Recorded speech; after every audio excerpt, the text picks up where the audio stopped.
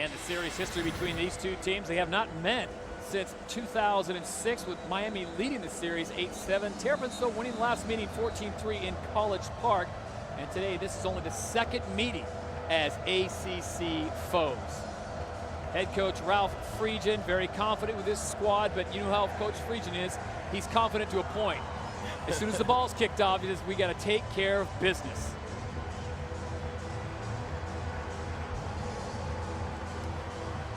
So the Terrapins already bowl eligible at 6-2 with 4 games remaining. Spoke with Randy Shannon on the field just moments ago. He said they want to focus on this game at 5-3.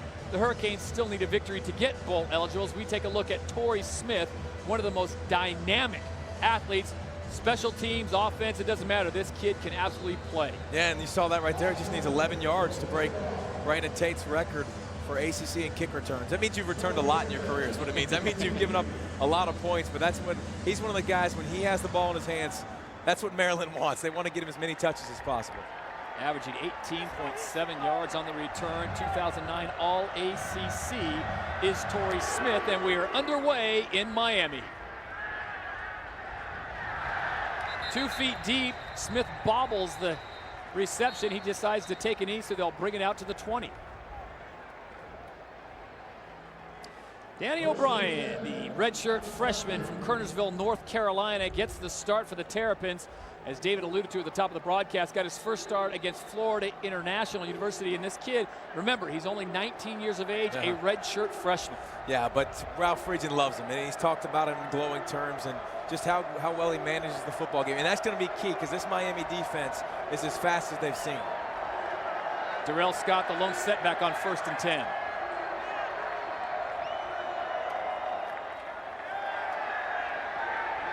O'Brien decides to go deep early on, has a man down there, and they call that chicken fighting out there. Brandon Harris, the junior from Miami, was on the coverage. He was looking for number 82, Torrey Smith. And how about the tone setter? Look at this. I mean, you do have a freshman quarterback, but Maryland on offense feeling very confident. Forget the run, play action, go up top, and that's number 82. Watch Torrey Smith. He's going to be the matchup, and Brandon Harris is probably going to be checking him because he's just as dynamic. So 2nd down and 10 from the 20. O'Brien under center. Back to the running game go the Terrapins on 2nd down. And they'll pick up about 2 yards on that carry. So it'll bring up a 3rd down and 7. As we take a look at the starting lineup, first for Maryland, the skill positions. Darrell Scott gets the call. Taylor Watson is his teammate in the backfield. Matt Furstenberg tight end. Adrian Cannon and Torrey Smith, the wideouts. We'll talk a lot about them. And up front, R.J. Dill, Andrew Ganella, Bennett Fulper, Justin Lewis, and Paul Pinniger, the lone senior on a very young offensive line. 3rd down and 7 for the Terrapins on their opening drive. O'Brien out of the gun. Has a man and unable to come up with it is Ronnie Tyler, number 4, the junior from Wagoner, South Carolina. And David, they talked about this. You gotta help your quarterback out. Yeah, and don't know what they're calling it right now. It looks like he caught it and then fumbled it. But this is in rhythm. You look at nobody in the face of Danny O'Brien, good protection. Throws a great ball right on the numbers. It didn't look like he ever really possessed the football. Yeah, I was gonna say that. Did he make enough of a football move? And they're going to say, yes, he did. Travis Baltz on to punt it away. Greg Cooper standing back at his 30. And this is a beautiful punt into the wind. Drives Cooper all the way back to the 17. Fumbles momentarily, but recovers, and he'll be tackled at about the 23-yard line. The weather is absolutely beautiful on that 51-yard punt, 5-yard return, but the wind is a factor, and it is blowing today.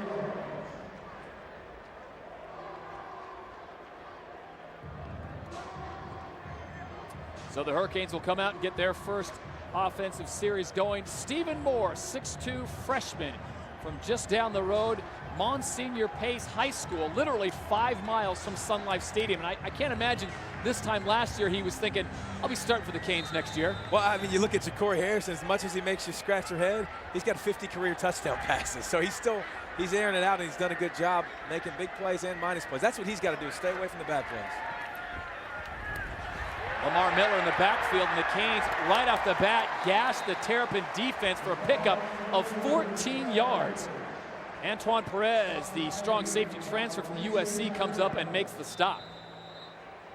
And Lamar Miller gets the start because you saw Damian Berry get banged up, and so they're without quarterback and running back. But Lamar Miller's the speed guy. You're going to see he's got some jets. They're going to use him on the sweeps and misdirections. So you got a true freshman at quarterback, a redshirt freshman at running back. Once again, they go back to the running game. Miller with some great footwork on the left-hand side, turns nothing into something. And Miami continues to move, this time 5 yards on that. And the coaches told us, Coach Whipple said, we got to stay ahead of the chains for this young quarterback. Yeah, we got to stay ahead of the chains, and he doesn't like to run the football consistently. If you watch Mark Whipple, he does an unbelievable job of play action, and he's going to stick to it as long as it works, and they just need positive gains so they're not getting in those bad situations. Ball resting at the 42, opening series for Miami. Once again, they go back to Lamar Miller off the right-hand side, and some great defensive play by Maryland. It was number 6, Kenny Tate, comes up and makes the stop. As we take a look at the lineups for the Miami offense, the backs and receivers, Lamar Miller gets the start, Patrick Hill at fullback. Leonard Hankerson, one of the best receivers in the ACC. Travis Benjamin, their speed receiver, and Richard Gordon, the starting tight end. Up front, Franklin Gunn, Horn, Washington, and Chantrell Henderson, a massive freshman. Henderson goes 6'8", 355, the USC transfer, and they're happy to have him. 3rd down and 6 for the Canes. Pressure coming, ball deflected. He was looking for Hankerson. Ball came out awfully fast. But Stephen Morris has absolutely popped, and maybe it's that kind of hit that's going to be good for him. David Mackel put the pressure on him. Yeah, and David Mackel's a backup linebacker. You see him come off the edge and put pressure on the quarterback. I tell you what, Don Brown is going to bring all kinds of blitzes. He's got some unorthodox formations, but he's a lot of fun to watch. Matt Bosher punts it away to Tony Logan. Logan at the 15 and just barely dragged down at the 23. A lot of the Canes thought he might be thinking about a fair catch. He doesn't. 44-yard punt, 9-yard return. So Maryland gets their second shot at offense with their redshirt freshman quarterback, Danny O'Brien. No score here in Miami. The early going in an ACC tilt. Here's to everyone on the mountain, to the people who came together to create the next great flavor of Mountain Dew, to the ones with the passion to spread the word. More than 1 million of you stood up and made your choice clear. Dew fans across America, your voice has been heard. A new flavor of Mountain Dew, built by Dew fans for Dew fans. Introducing Mountain Dew Whiteout, a blast of smooth citrus and the newest member of the Dew family. Mountain Dew, it's different on the mountain. Here's the truth. At Allstate, safe drivers can save 45% or more on car insurance. Protect your home with Allstate, too, and you can save an extra 10%.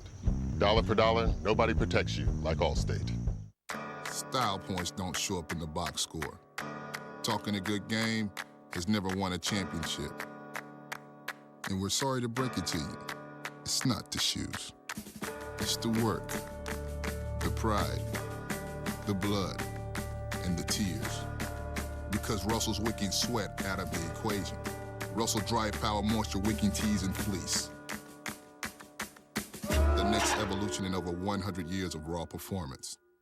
Taco Bell's new Double XL Chalupa. Double the beef, loads of nacho cheese sauce, and tons of toppings in a monster chalupa shell. It's so big, you better call in a closer. Don't worry, kid. I got it. Go get him, Mo. Nope. Think outside the bun.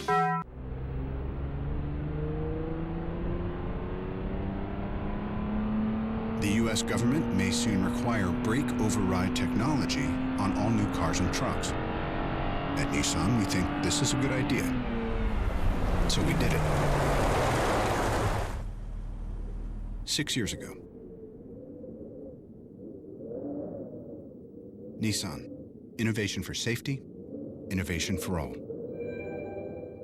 Yeah, it's whatever. But check this out. Lincecum has a whip of 1.23 at home, but 1.20 away. What do you think accounts for that 0.03 difference? Nerds.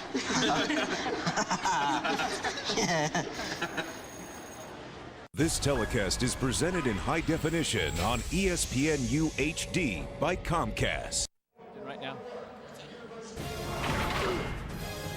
ESPNU College Football brought to you by Mobile One Extended Performance Synthetic Motor Oil. It's proven to protect your engine for 15,000 miles between oil changes, guaranteed. Back in beautiful Miami, Florida on a chilly day with the wind blowing, these fans out in force to support their Canes. No score with 11:39 to play here in the first quarter. David Meggett now the lone setback for Maryland. Danny O'Brien, the redshirt freshman quarterback, under center on first down. And Meggett almost dragged down behind the line of scrimmage. They'll give him credit for one. Colin McCarthy, number 44, the senior out of Clearwater, comes up and makes the stop. Meggett doesn't start, but he's a starting running back. I mean, he leads the team in rushing. Darrell Scott coming off the injury from a year ago. Meggett's really been the producer. He's done a great job. He's physical, he's tough. He's worked on himself in the offseason to become more complete. He's a hammer now. He's fun to watch.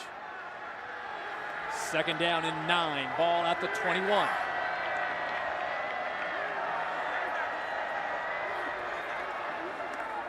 From the 26, Torrey Smith on the left side, and they go for a little quarterback switcheroo with Jamar Robinson checking in, a 13-yard pickup for the Terrapins, and that'll bring up a 1st and 10. So Jamar Robinson sneaks in after the one and done.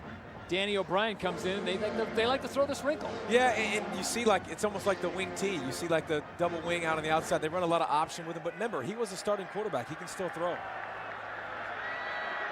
From the 39, 1st and 10. O'Brien back in the game, retreating quickly. And that time he just had to throw it away as Miami sniffed that one out. As we take a look at the defense for the Hurricanes. Up front, very talented group. They're young. Coach says they need the experience and they need someone to step up. Alan Bailey, Regis, Fortson, and Ojomo, Adewale Ojomo. The linebackers are solid, which they always are in Miami. Raymond Buchanan, Colin McCarthy, and Sean Spence, the junior from Miami. And the secondary is Hill, Nicholas Telemac, and big Brandon Harris, the junior. Second down and 10, ball just inside the 40. O'Brien with the pump fake, and great coverage by the defense, David. The safety came up and gave support. They were looking for Kevin Dorsey, number 12. Yeah, and Vaughn Telemac's a guy that was bragged on by coaches yesterday, but here's what you like about Miami. If you're a defensive guy, it's man on man. I mean, they do a lot of physical play with the cornerbacks and the safeties, and Maryland might have a beef with it. They might say it's a little bit too physical and too handsy, but they do such a good job, and they really got athletes on the outside that want to lock you up. That was a nice little pump and go, but Maryland mostly pass coming out. You want to talk about confidence in your quarterback. Third down and 10, trying to keep this drive alive. They stay with the redshirt freshman Danny O'Brien under center. O'Brien absolutely fires a rocket. He was looking for Laquan Williams, the senior from Baltimore, and the former DB unable to bring that one in.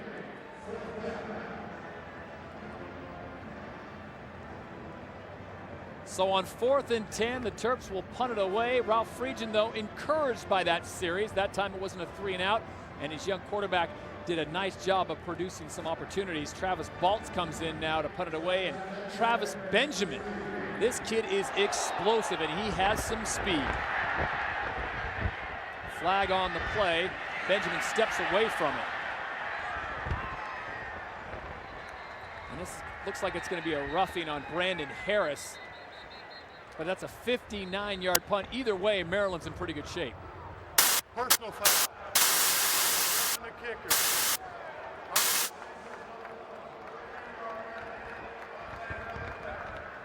Our referee, David Epperly, making the call. That time, Brandon Harris, number 1, a little too aggressive on special teams.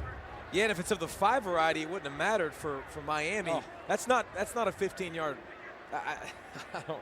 That's not 15. If you obliterate the punter, right, you deserve 15. He actually ducked underneath him, and the punter landed on top of him. Remember, there's running into the kicker and roughing the kicker, so Maryland getting an early gift. Randy Shannon likes the aggressive play from his defense, but he also wants the smart play, saying his team is still searching for their identity. So they hold on to the ball, do the Terrapins. They'll bring in Darrell Scott as the lone setback on 1st and 10 inside Miami territory. Scott with the carry on the left-hand side as he goes through the line. Nice hole there, picks up 3 yards. Will bring up a 2nd down and 7. What a difference a year makes, David. We talked about it. This season, only 7 turnovers, 5 interceptions, 2 fumbles. They lead the ACC, tied for 4th in all of FBS football. But last year, a totally different story. They were not holding on to the ball. 2nd down and 7.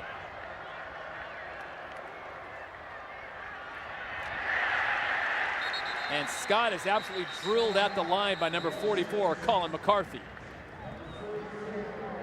Yeah, and Colin McCarthy, we both enjoyed watching him on tape yesterday. Really physical middle linebacker. He had 18 tackles last week against Virginia. He's the guy in the middle. You'll see him running all over the field. They moved him from outside to inside, and just a really smart football player. 3rd and 7. O'Brien stays in at quarterback. 4 receiver set, 1 lone setback.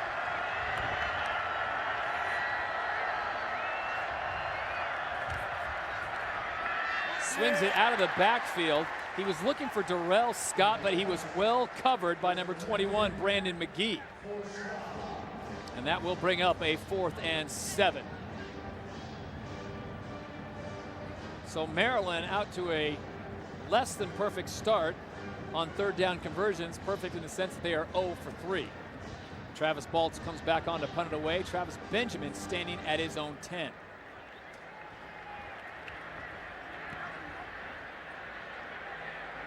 And with the win, this is going to sail well into the end zone. A 43-yard punt. It'll come back out to the 20, and that's where the Hurricanes will take over. No score with 8:43 to play here in the 1st quarter. Once again, the true freshman Stephen Morris leading the Canes out. Ladies and gentlemen, the 57th President of the United States.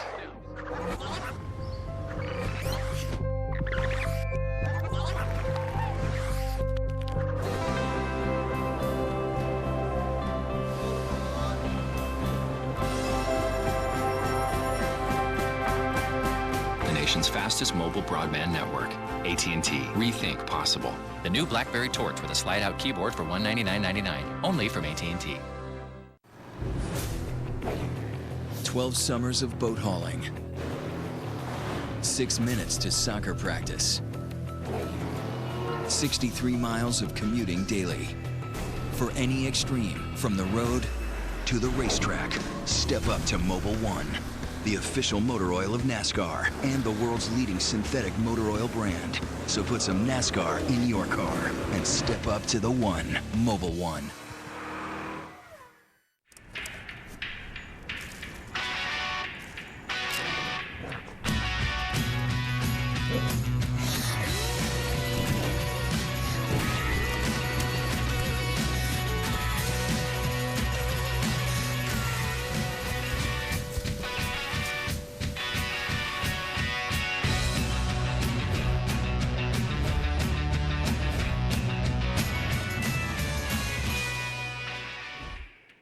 Welcome to that one time of year when we all become doers. When our mittens double as work gloves and we turn every room into a project. But this year, let's trim the budget. Get some help from Martha Stewart that we can't get anywhere else and spread our money as far as our cheer. More saving, more doing. That's the power of the Home Depot. We're lowering the cost of Bright Spirits. Trade any light string for $3 off a new LED set.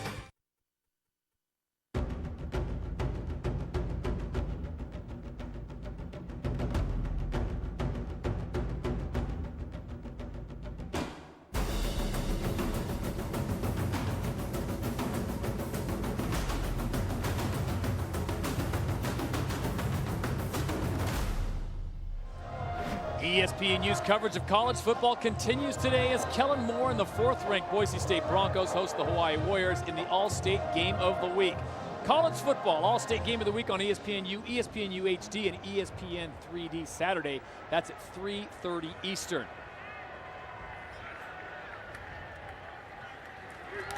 Lamar Miller getting a call on a first down, picks up 6 yards for the Hurricanes. And Kellen Moore, very talented quarterback. You don't feel this is going to be a close game today, do you? Well, I mean, I think it could be. You look at the #1 passing offense in the country with Hawaii and the #1 pass defense in the country with Boise. But Kellen Moore, he's having another banner year. I mean, last year, 39 touchdowns, 3 interceptions. You talk about somebody that's efficient. He is fun to watch. 2nd down and 4. Stephen Morris, the quarterback, the true freshman, hands off the left-hand side. Has Lamar Miller, who got the start, and he is taken down by Antoine Perez after a 3-yard gain. It's going to be interesting. I know you want to run the football, you want to protect your quarterback, but at the same time, this is going to be Maryland's game. They like to play in a phone booth. You know, they like to play that physical nature. And so it's going to be, you're going to have to take your shots, and Morris is going to have to make them pay. Because that guy right there, Ja'Cory Harris, he can't suit up. He's got 50 touchdown passes in his career, and he's not going to be out there all day. Big 3rd and 1 for the Canes.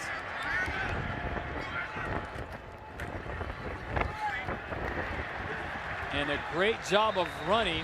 Lamar Miller gets the call. Alex Wojak is there to meet him, but not before Miller is able to pick up 4 yards and another Hurricane first down. With Damian Berry, I guess Miller's going to be the go-to guy. They're going to rotate a lot of guys in there, but he's somebody that looks like he has a bright future. He's got a lot of speed, but he's showing the power a little bit too. Miller already on 6 carries, 32 rushing yards. 1st and 10. Ball resting just about the 33-yard line. Morris back to pass.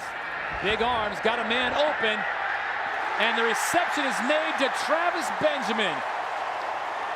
What can speed do for you? The fastest Hurricane on the field finds himself wide open, 53-yard gain.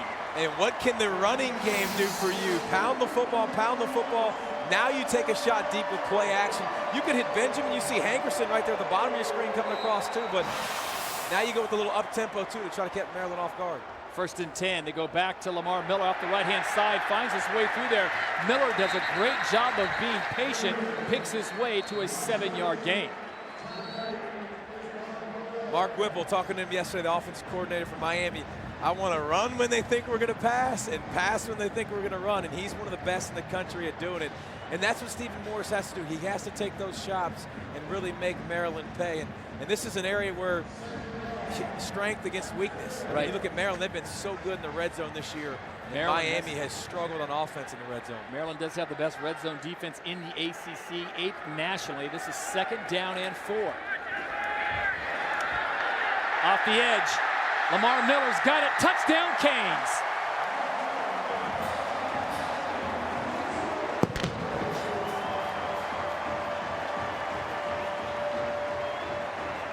An 8-yard run for the redshirt freshman from Miami, Lamar Miller.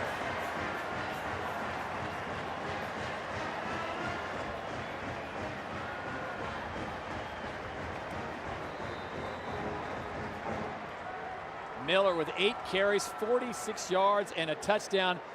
That was a 6-play drive for 80 yards. That's the way to get your freshman quarterback some confidence. And we have problems on special teams, and Miami finally falls on it at the 15-yard line. Spencer Whipple came in and bobbled the snap.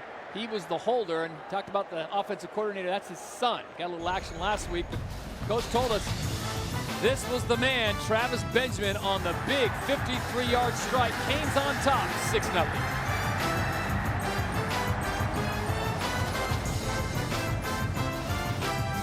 The 2010 SEC Women's Soccer Championship game, Sunday at 3 on ESPNU. The enduring, the electricity, the fuel to perform, the hustle,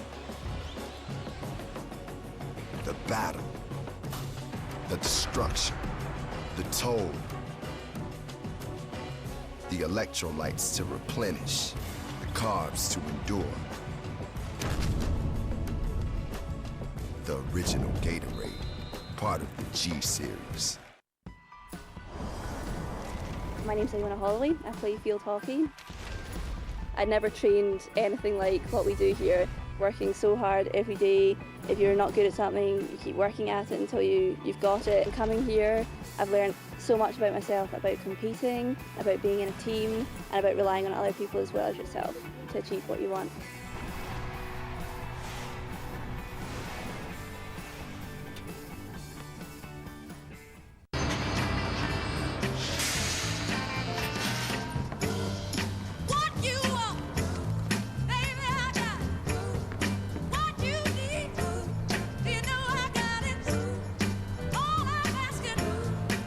Excuse me, ma'am. Would you like to have my seat?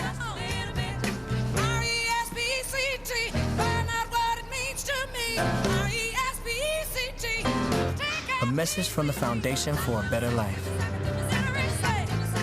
People who have been diagnosed with mesothelioma have many questions. How did I get this disease? What are my treatment options? How will this affect my loved ones? You need answers, which is why we offer a free book written by medical professionals who have treated mesothelioma. Call toll-free 1-888-888-3231 or go to freemesobook.com. There's no obligation, so call toll-free at 1-888-888-3231. Back at Sun Life Stadium, Miami on top 6-0, and the young freshman Stephen Moore is doing a great job. Let's look at the touchdown one more time, David. Yeah, watch at the bottom of your screen. Here's Trenton Hughes, the cornerback, and you're going to see Antoine Perez, the safety. Well, Perez is going to come up and do what he's supposed to do. The cornerback has to stay outside and make a tackle. Now watch what happens.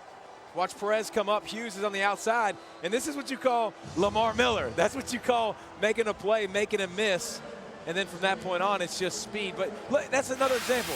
A defense can have exactly what you want. You take it to the unblocked defender, but then you see a guy making a guy miss and making a big play. But set up by Stephen Morris and Travis Benjamin, Miller just decides to finish it. Matt Bosher kicks it away. Torrey Smith will take it at about the 5. And Smith will get it out to the 25-yard line, a 21-yard return. Miami puts 6 on the board from number 6, but they're unable to convert on the special teams play, so it remains 6-0. But wow, what a day so far for that young man, Lamar Miller, the redshirt freshman out of Miami.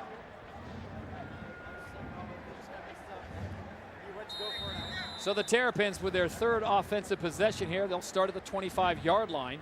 We've seen 2 quarterbacks so far. Danny O'Brien got the start, the redshirt freshman, but we did see one play when Jamar Robinson came in. David Meggett goes into motion. O'Brien with a quick strike, and it's almost picked off. DVD, DeMarcus Van Dyke on the coverage. ESPNU's coverage of college football continues Saturday with 2 games. First at 7 Eastern, Louisiana Lafayette takes on Jeremiah Masoli and Ole Miss, presented by 5 Hour Energy. Then at 10:30 Eastern, Bethune-Cookman Wildcats face the Hampton Pirates. That game presented by McDonald's. College football primetime on ESPNU Saturday. 2nd down and 10.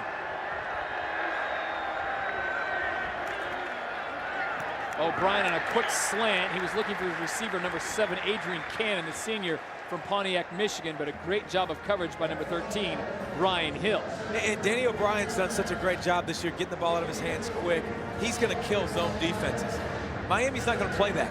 This defense, John Levitt's going to come up, play man-to-man, press you, and make you buy time, make you hold the football a little bit longer than you want. They've got to be able to take shots down the field and keep guys off balance, and especially on 3rd down. They got to move the sticks. And this is a big 3rd down, 3rd and 10. Terrapins 0 for 3 on 3rd down conversions on the day.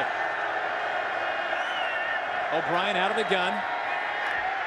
And they go to the draw, and he is absolutely drilled. Adewale Ajomo, a 2-yard loss.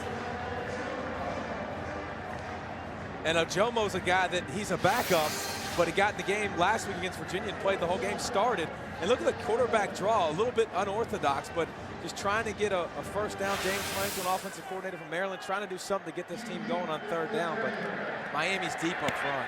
Baltz punts it away. Travis Benjamin will have a shot at returning this one as he retreats to the 21. Travis Benjamin with speed up to midfield, and he's finally tackled at the 50. A 29-yard return for the speedster Travis Benjamin, but there is a flag on the field.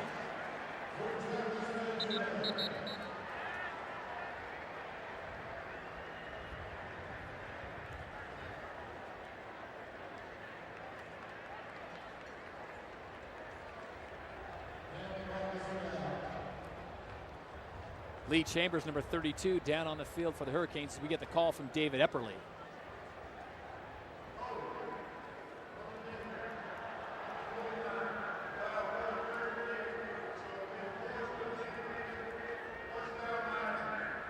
So it's a holding on Miami. They call number 49 for the infraction.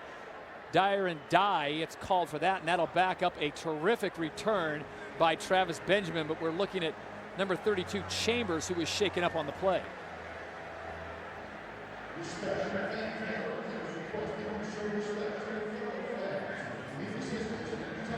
Lee Chambers up and walking. They'll tend to him. We'll try to get an update on his status, but this is going to back Miami up all the way to the 12-yard line. David, a costly penalty. They would have had the ball at midfield. Oh, it would have been huge. And Travis Benjamin, I tell you what, he's so much fun to watch. I mean, he's the one guy you see he's got the afterburners. He's different. New tailback checking in for the Hurricanes. This is Greg Cooper, number 2, the senior out of Memphis. Cooper off the right-hand side, not much going there. He'll pick up about 1. 6-0 Miami on top, Sun Life Stadium. Maryland has yet to get on the board alongside David Pollack. I'm Todd Harris. Glad to have you with us on ESPNU on a picture-perfect day. Strong breezes blowing, and the folks here say this is chilly, but if you come from anywhere other than Miami, this is pretty toasty, about 70, 71 degrees. Man, you see jackets and gloves. Yeah. What the heck is going on, man? It's 70 degrees. This is beautiful. 4:39 to play here on a 2nd down and 8.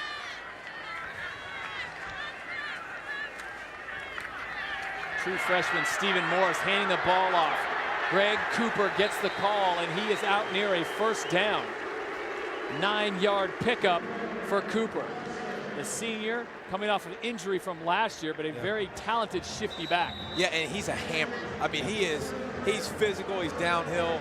You love watching this guy. Last week he passed Edgerrin James for 3rd all-time in Miami history in total yards. So he's been doing it on special teams. He got his knee banged up, and he's starting to get back in the flow and the rhythm a little bit more this season. Good enough for a 1st down. So with 4:07 to play, 1st and 10 for the Hurricanes. Ball resting at about the 22. And again, Cooper gets the call, and David, he did a great job of just getting close to the line of scrimmage because Darren Drakeford, number 52, was in the backfield early. And look at that. Cooper, 3rd time in the history of Miami all-purpose yardage. Whew. They've had some players nice company on that list. Santana Moss. Now you're put in a position where you almost have to pass in 2nd and long. And the true freshman comes out firing, finds LaRon Bird, number 47, the junior from Hahnville, Louisiana. It's a 5-yard pickup. They talked about, Miami did, getting that freshman quarterback some early looks, some quick passes early, get him confidence. But I'll tell you, that 53-yard strike, he looked like he already had plenty of confidence. Well, that helps, and that comes off running the football and then being able to play action. But you know, just a short game like that of 4 yards, now it makes it, 3rd and 7 as opposed to being, 3rd and 12. It's a big difference, and it keeps you in better situation. Now you can run the screen game, the draw game, and pick up 7. Mike James alone set back in now. They'll go to the passing game, and the freshman is going to get sacked. Stephen Morris taken down by another true freshman, David Mackle, the freshman out of Baltimore, for a 4-yard loss. And David Mackle, you've seen him all over the field already, getting quarterback in the press. Look at him coming off the edge. The same blitz as earlier. Does a great job, and just, he says, Mike James, get out of my way. It just throws him out of the way and gets to the quarterback. A freshman, he's got some versatility. He's one of those guys that you're going to look where he's at every time. So Bosher comes in to punt this one away. A beautiful punt drives Torrey Logan all the way back to the 30. Logan trying to get the edge, and he'll be pushed out of bounds. A late flag comes in at the 45.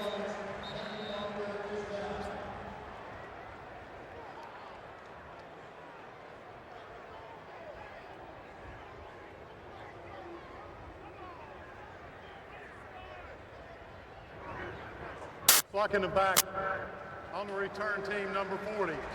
2 yards from spotted foul, 1st down.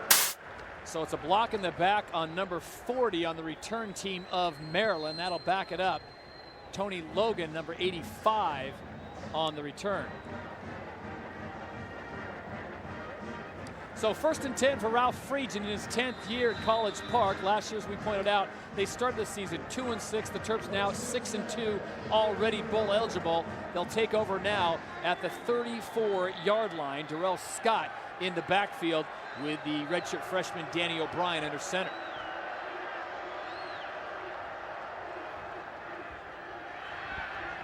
O'Brien coming out firing. Had a man, will not draw a flag. Torrey Smith was the intended receiver, and David, in our film session, the DBs of Miami, they like to grab themselves a little cloth. There's nothing wrong with that. They're a little bit handsy. Hey, offense has all the advantage, but if Maryland wants to be successful, they're going to have to convert on those shots because Miami's just going to do the same thing. They're going to do what they do. And Torrey Smith, he's so fast, he can get behind.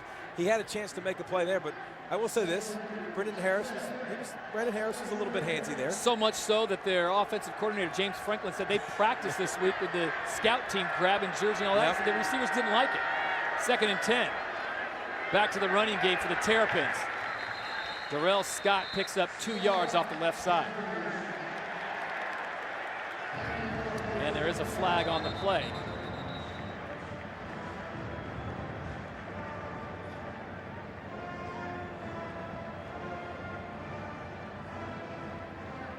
And we apologize for any technical difficulties. Our referee, David Epperly.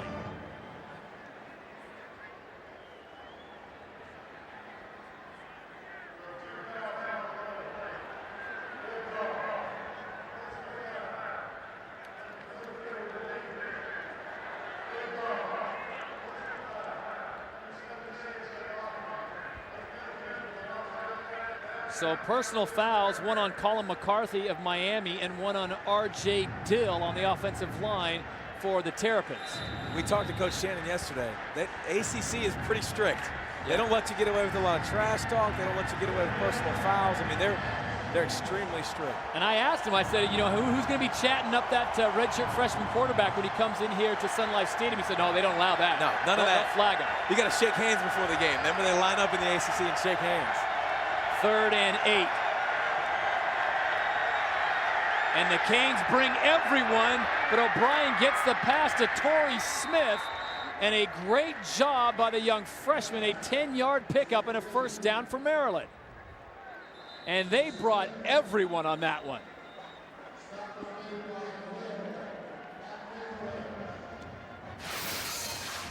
All right, now look right here. This is why this play works. You watch Miami, they're going to bring all the pressure. They're going to blitz up the middle. But watch Ronnie Tyler, number 4 in the slot. Watch him get out there and get just enough right there to get Torrey Smith open because it was man-to-man coverage, and now Torrey Smith has enough room to get upfield and get the 1st down. But that's how you take advantage of it right there. But that's the guy, Torrey Smith. Get him the ball as much as you can. Number 29, JoJo Nicholas, the junior from Homestead, Florida, is the injured Hurricane on the field. Good to see him up and walking off under his own power. That's the first 3rd down conversion for the Terrapins as they were 0 for 4 just prior to that play. So the redshirt freshman Danny O'Brien steps up and hits Torrey Smith. And if you get in trouble, that's a good guy to know where he is, number 82. Yeah, and great blocking too. Give the receivers credit for making the block, but that's one of the few times that you saw John Lovett bring an all-out blitz for Maryland or for Miami, and you saw them, they made him pay. It was a great call by James Franklin offense.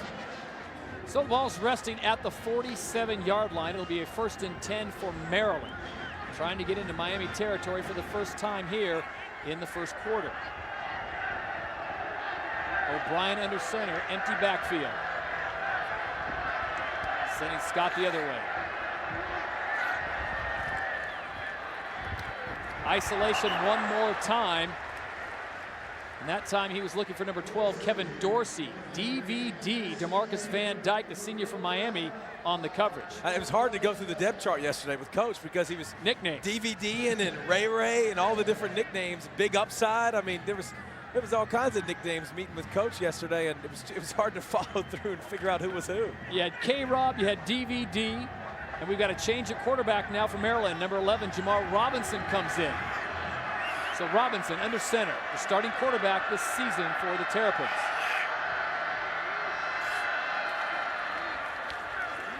On the zone read, gives the ball to David Meggett, the junior from Clinton, Maryland. He'll pick up 3 yards up the middle. Meggett, the son of NFL great David Meggett. And this young man has played in every game since his freshman year. That's durability for Megan.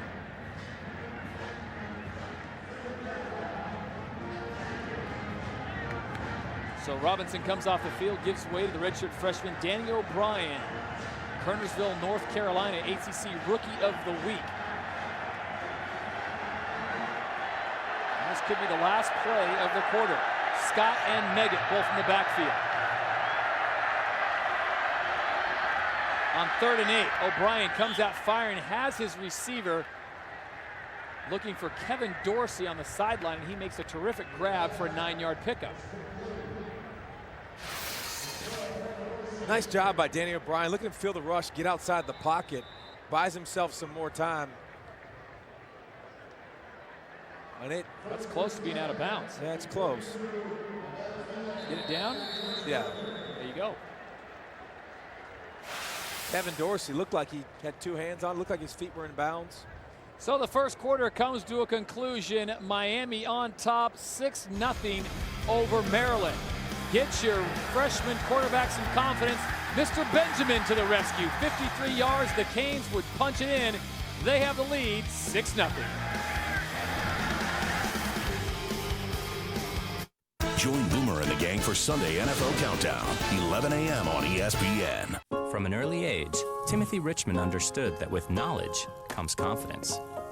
In junior high, while abroad, he explained how jellyfish stings can be neutralized with vinegar. In perfect Italian.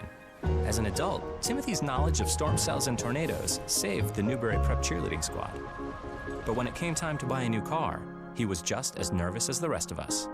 So Timothy got his knowledge at Cars.com, regained his confidence, and got the perfect car at the perfect price. Style points don't show up in the box score. Talking a good game has never won a championship. And we're sorry to break it to you. It's not the shoes. It's the work, the pride, the blood, and the tears. Because Russell's wicking sweat out of the equation. Russell Dry Power Moisture Wicking Tees and Fleece. The next evolution in over 100 years of raw performance. This is Ben Landis, filling his car with quality Conoco gas for the first time. This will help lower his car's emissions and remind it how much it likes being Ben's car, so it will quit trying to ruin his love life.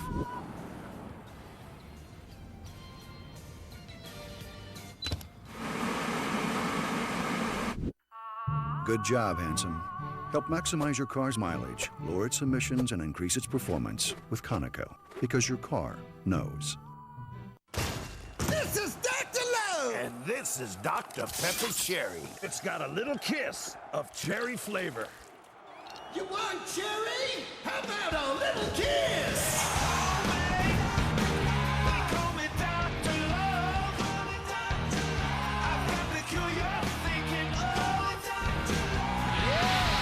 You can't beat a little kiss of cherry. Trust me, I'm a doctor.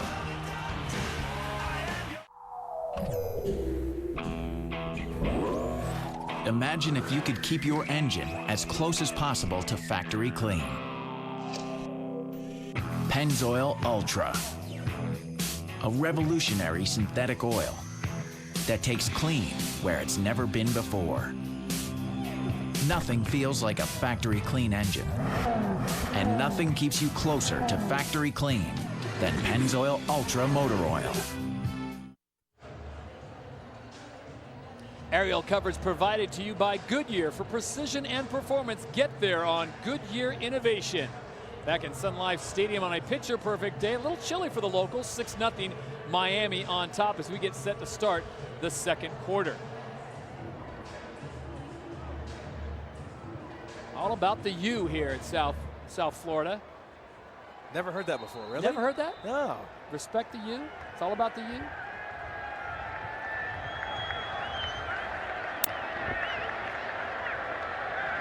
It's a big 3rd and 8 for the Terrapins. O'Brien's going to take a shot downfield. Has a man, reception is made. Touchdown Terrapins. Kevin Dorsey reels in the 42-yard strike.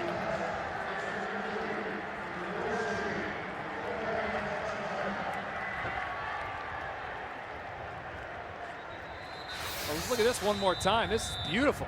Yeah, I mean, look at this. He finds with man-to-man coverage, does a good job throwing the ball up.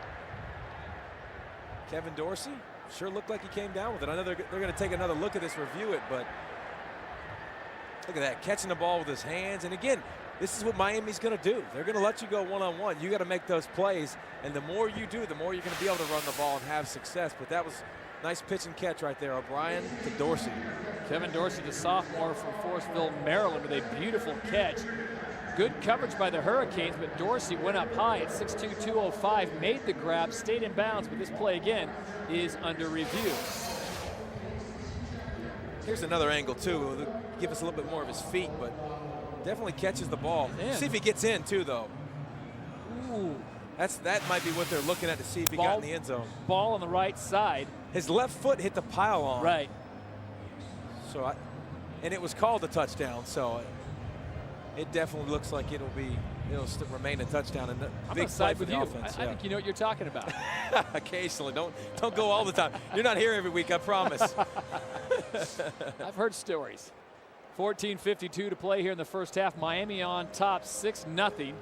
Got it by way of a run of Lamar Miller. Missed the extra point, and that's where we stand until Maryland comes out with a beautiful 43-yard strike from redshirt freshman Danny O'Brien. After review, the play stands as called on the field. Touchdown, Maryland. So Dorsey was in bounds. Touchdown, 7 plays, 66 yards. Only took 2 minutes and 20 seconds off the clock.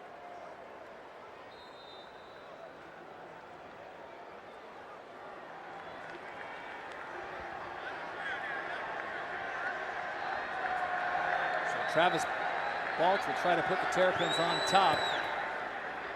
And he is true. So Maryland leads 7-6 as we just get underway here in the second quarter. Hurricanes get the ball back with their true freshman quarterback. But right now, Terps lead it 7-6. Taco Bell's new Double XL Chalupa. Double the beef, loads of nacho cheese sauce, and tons of toppings in a monster chalupa shell. It's so big, you better call in a closer. Don't worry, kid. I got it. Go get him, Mo. Nope. Think outside the bun. We got ADT because I walked in on a burglary once. The physical damage was pretty bad. The emotional toll was even worse. Our daughter had nightmares. What that robber really took from us was our peace of mind. With ADT, we got it back. Every 15 seconds, a burglary takes place in the United States. Help protect your family with a fast alarm response of ADT. A single ADT system can help protect your home from burglary, fire, and carbon monoxide. When an alarm is received, ADT can call the local authorities for help. And you get this monitored protection, plus great local service, all for about $1 a day. And only ADT offers a theft protection guarantee. Take it from me. The time to think about a security system isn't after something bad happens. It's before. Call now and save over $250 when you buy ADT's family package. And ask about our new technology, like our keychain remote. ADT, always there. No, not now.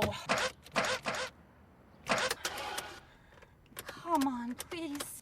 Oh, great. Nothing's worse than a dead battery. And nothing's more reliable than a Duralast battery. Engineered to start day in and day out, even under the most extreme conditions. Duralast, proven tough, only at AutoZone. I'm your lucky team, Flag. We've gone through 14 seasons together, but in Flag years, I'm like 130. Now, I'm just holding on by a thread. If you've got cut rate insurance, you could be dealing with this mess yourself. So get Allstate, where agents keep you protected from mayhem like me. Dollar for dollar, nobody protects you from mayhem like Allstate. Hey, college football fans, it's time to put your college on the map. Build your own campus from scratch with ESPNU College Town. Find your school, pick your buildings, and recruit players. You can even challenge your friends across the country to see whose program is #1. More than 4 million users have started constructing their campus. Check it out. Go to bethedean.com. Start playing now. Back at Sun Life Stadium alongside David Pollock, I'm Todd Harris. 7-6 Maryland on top, 14:52 to play here in the first half, in a key ACC matchup as Nick Ferrara gets set to kick it away for the Terrapins, the sophomore from Hicksville, New York, with Storm Johnson and Greg Cooper back with a 2-receiver set for the Hurricanes. And this Storm Johnson young man, true freshman, they really like him here in Miami. You thought you'd see a little bit more of him this year, all the talk in camp, and he definitely looked like he was balling, but you see the stable. I mean, Miller's doing pretty well, so there's a lot of guys that are getting a lot of touches, and he's one of them in the future. Storm Johnson gets going and loses the ball. He'll have to take it down to the 15, and smartly just covers up, and that's where Miami will take over. Well, the story track for the Maryland Terrapins, first 3 drives, only 40 yards, 2 first downs, but the last drive, 7 plays, and of course that big 42-yard pass from the quarterback, Danny O'Brien, to Kevin Dorsey. Yeah, and it was the 3rd down conversions. You talk about that drive, it was 3rd and long 2 times. You saw Dorsey make the nice catch on the sideline, and Torrey Smith caught the little screen as well to convert those plays to give you an opportunity. So they needed to get those 3rd downs. They were 0 for 4, 2 for 2 on that last drive. So if you're just joining us, Stephen Morris, the true freshman from just down the road at Monsignor Pace, is the starting quarterback. Ja'Cory Harris out with a concussion, and Morris showing his legs. 2-yard pickup and a bit of punishment at the end of that play. A nice tackle by the freshman Matt Robinson, number 40 for Maryland. They say that Stephen Morris is faster than Ja'Cory Harris, and he's a no-panic kid. Yeah, and he's definitely got more speed. You see Ja'Cory Harris, he's more of a pocket passer. And FSU, he had a nice run early and hurts his hip flexor and never was the same. But that's a good idea, too, to get the young quarterbacks on the outside. Makes the reads a little bit easier, and that's why they've been running the football so much, too. Mike James in the I formation. James will get the call off the left-hand side. Gets to about the 20, just short of the 21. We'll call it a 3-yard pickup for Miami. And that's one thing Mark Whipple does a lot, and Don Brown talked about it. He'd be ready for it. He saw Central Henderson. It was basically a tackle over. It was an unbalanced look, 2 tackles on the left side of the line of scrimmage, and they run right at it, and they play the power game. And you got to be ready for those, because if you don't slide your line as a defense, then you're going to be outnumbered. So this is the chess match. Don Brown, Mark Whipple, they've coached together. They've coached against each other for a long time. Really good friends. They talk all the time. It's going to be fun to watch that matchup. Big 3rd and 4. Ball resting just outside the 20. Morris rolling to his left, has his man, good receiver to find, number 85, Leonard Hankerson, the senior from Fort Lauderdale, a 6-yard pickup, and that'll be a first down. And Leonard Hankerson, that is a ball player right there, but I got to question this one thing, though. He's a politician. Take us through us, David. He's a politician. Watch him roll it. So now all he has to do is read half the field. So it makes the read easy for Stephen Morris and Leonard Hankerson. That's 22 straight games with a catch. He's a catching machine. Well, you know why I say he's a politician? He says his favorite cane of all time, Randy Shannon. That's nice. Good looking. 1st and 10, Lamar Miller will set back. He bounces out to the left-hand side. LaMiller all the way out to the 50-yard line. Kenny Tate has to come up from the free safety position and make the stop.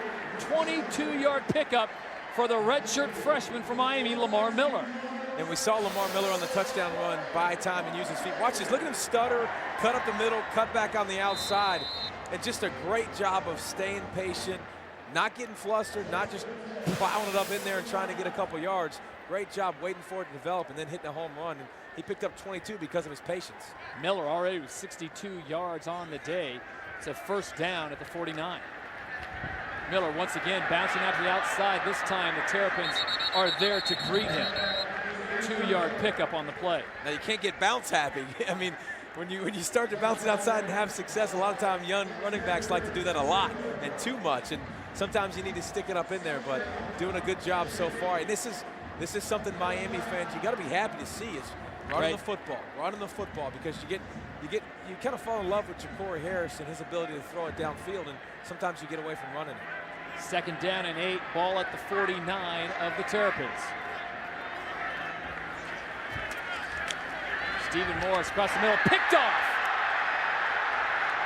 Alex Wojak taking it down the left-hand side, and this could be a pick six. Put it on the board for the Terrapins.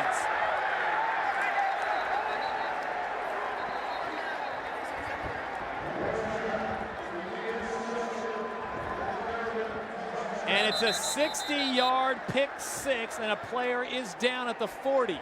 But there are no flags.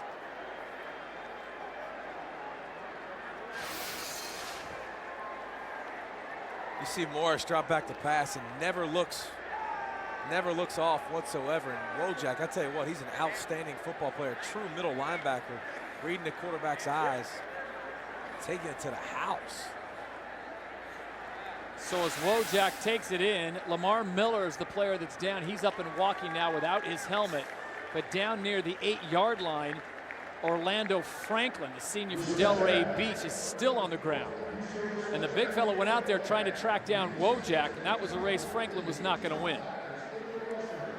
But Alex Wojak, number 33, the senior from West Caldwell, New Jersey, they say he's just a throwback player. Listen to this. His father, Alan, played at Notre Dame, won a national title in '74. But that young man, two-time All-ACC player. He should go against Troy Polamalu and go for the race for the hair, man. Look at that hair. Orlando Franklin, a 2009 All-ACC honorable mention. They call him the Big O, and for good reason. 6'7", 312. He is up and walking.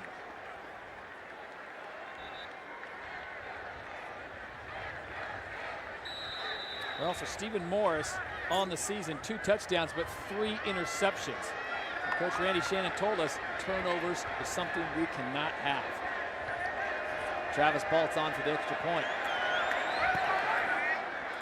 And Baltz puts it through, so 14-6, Maryland on top, celebrating its 6th year sponsoring the Good Hands Field Goal Nets. Allstate makes contributions to participating universities' general scholarship funds for each field goal and extra point kick. Today, Allstate has contributed more than $2.3 million in scholarship monies. So Alex Wojak lengthens the lead for the Terrapins on a pick six. Maryland on top, 14-6, 11:38 to play in the first half. Start your engine.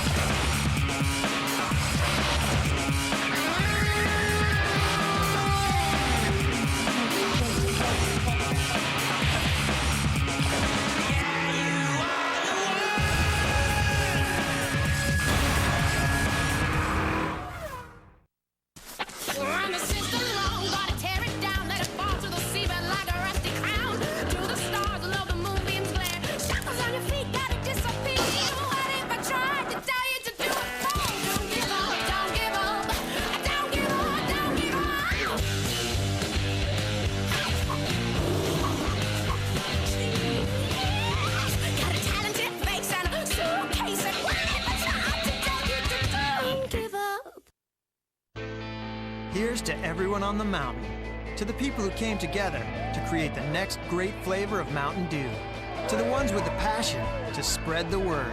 More than 1 million of you stood up and made your choice clear. Dew fans across America, your voice has been heard. A new flavor of Mountain Dew, built by Dew fans for Dew fans. Introducing Mountain Dew Whiteout, a blast of smooth citrus and the newest member of the Dew family. Mountain Dew, it's different on the mountain. Welcome to that one time of year when we all become doers. When our mittens double as work gloves and we turn every room into a project. But this year, let's trim the budget. Get some help from Martha Stewart that we can't get anywhere else and spread our money as far as our cheer. More saving, more doing. That's the power of the Home Depot. We're lowering the cost of Bright Spirits. Trade any light string for $3 off a new LED set. And for Stephen Morris, the true freshman on the left, his pass intercepted by Alex Wojak, who has an amazing 212 career interception return yards. And he's done this pick six thing before. This is his second interception for a touchdown. Storm Johnson lets it go into the end zone, so we'll bring it out to the 20, and that's where the Canes will come out and try and regroup, trailing 14-6. Let's look at this one more time, David. What went wrong? Yeah, watch Alex Wojak, the middle linebacker right here. This is a senior, and this is a freshman quarterback. Watch him read the quarterback's eyes. As soon as he starts to drop back to pass, Wojak drops back in the zone. Look at him. He breaks before he even throws the football. I mean, he knows exactly what he's supposed to be doing, reading his eyes. That's what happens. Young quarterbacks stare down receivers. It's a mistake they make. Wojak, a senior, takes advantage and takes it to the house. So Alex Wojak leading the way for the Terrapin defense, which is doing a fantastic job this year under the watch of Don Brown, the offensive coordinator. So on 1st and 10 from the 20, Greg Cooper in the backfield. He'll get the call. Great tackle once again by number 33, Alex Wojak, 1-yard gain. It's a great call right there. You know why? Your quarterback just made a mistake. You want to put it on the ground. And this is what Miami's going to have to do. You saw the big play to Benjamin was set up by a bunch of runs in a row by Miller to have success. And Miami, they got to be more physical up front, make some alleyways, and, you know, maybe mix in some screens and some draws, too, to make it easier. This guy right here knows how to call plays. Mark Whipple is one of the best in the business. So far, 17 rush, 5 pass on 2nd down and 9.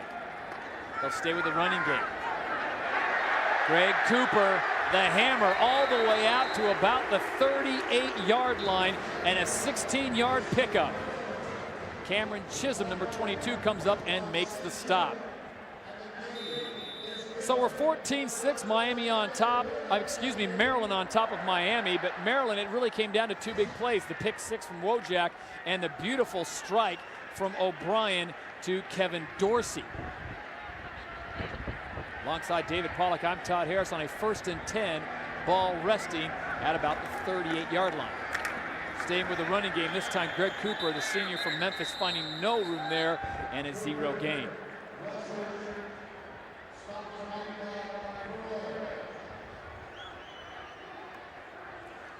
And Maryland not being shy, bringing up a bunch of folks in the box.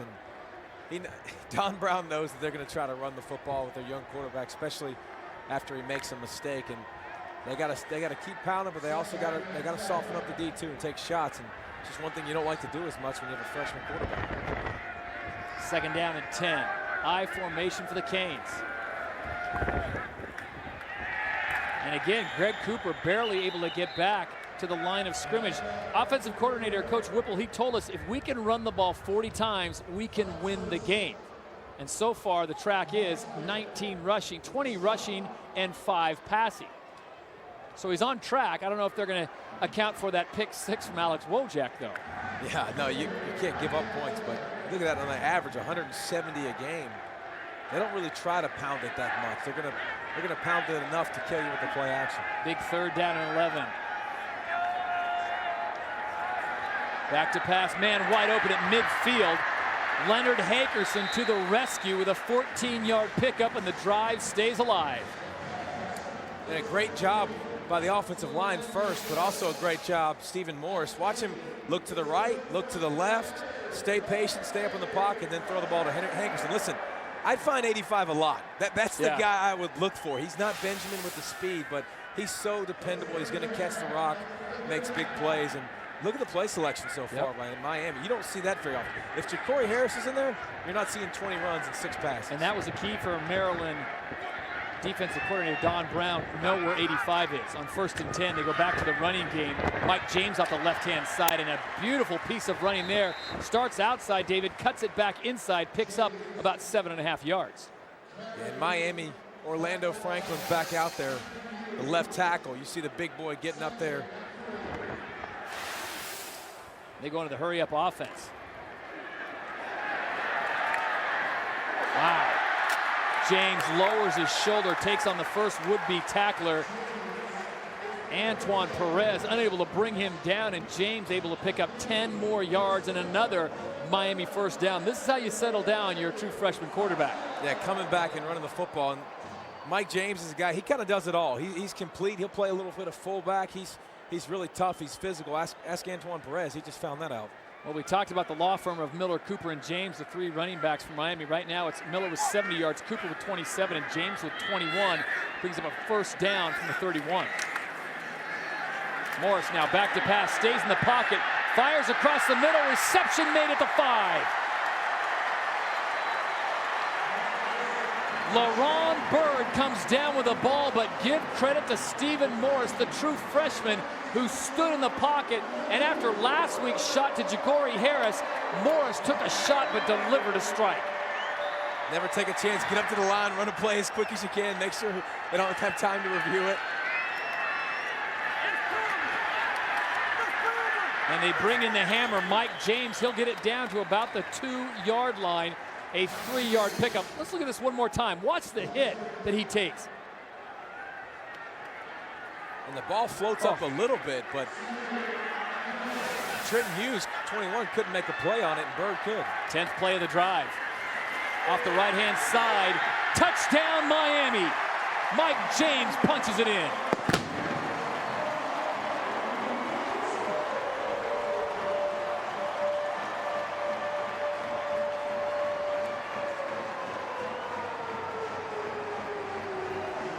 So after the pick six, the 10-play drive capped off by Mike James.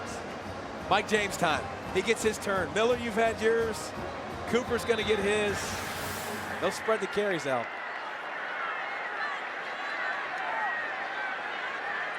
Let's see if they can execute this extra point a little bit better than last time. Blocked at the line of scrimmage. Bosher is blocked by number 72, Joe Villano, the sophomore from Rexford, New York. His father, a former Terp All-American, and Villano knocks it down, so that's 2 point-after attempts that go awry. So I guess when you said to see if they can do better this time than the last time, the answer's no. I guess not. Matt Bosher always ties the left shoe first, superstitious. I think he might have tied the right first. It's not his day here. 14-12, Maryland on top. Join Boomer and the gang for Sunday NFL Countdown, 11 a.m. on ESPN. Wouldn't it be cool if cars didn't need keys? If you could talk to them with this? If you turbocharged this little guy? If old water bottles became new seats? If you never bought another gallon of gas? Or what if cars had force fields? That would be cool. Nissan, innovation for today, innovation for tomorrow, innovation for all.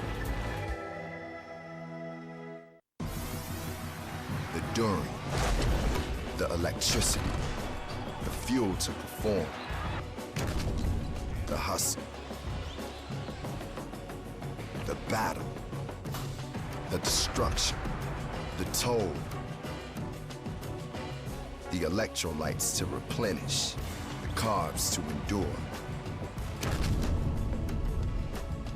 The original Gatorade, part of the G Series. There are heroes. My dad fixed things for everyone. Whose names we never hear, reaching out to help their fellow man. And me? Well, I just held the light. If you see what's wrong and you try to make it right, He was teaching me more than just how to fix things. a point of light. A message from the Foundation for a Better Life. Dupuis Orthopedics issued a worldwide recall of its ASR total hip replacement. The recalled Dupuis hip has an estimated 12% failure rate. The recalled Dupuis orthopedic hips were sold between 2005 and 2010. If you have one of these recalled devices, call 1-800-BAD-DRUG to discuss your rights. You may be entitled to compensation for your injuries and medical expenses. Call now for a free confidential consultation. There are deadlines to file your claim. Call 1-800-BAD-DRUG now.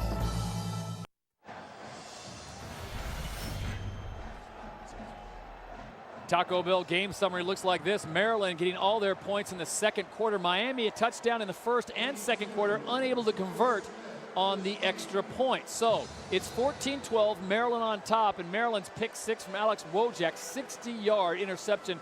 That return for a touchdown, that coupled with a 42-yard strike from the redshirt freshman Danny O'Brien to Kevin Dorsey, and that accounts for Maryland's scoring. David, you surprised at this point?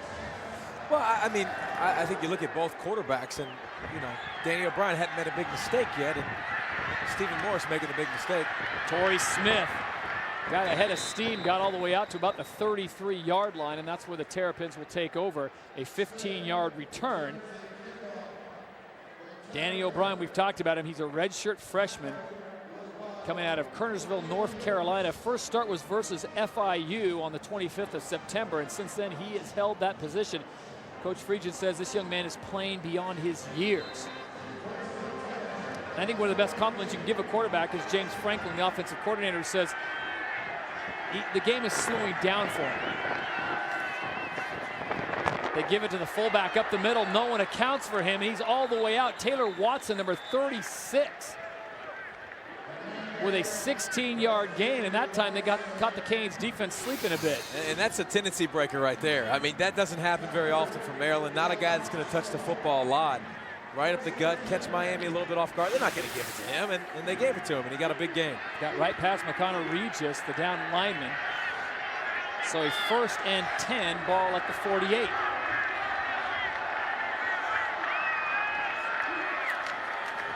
O'Brien on the give, big hole. David Meggett with plenty of room to run. He's finally tackled at the 14.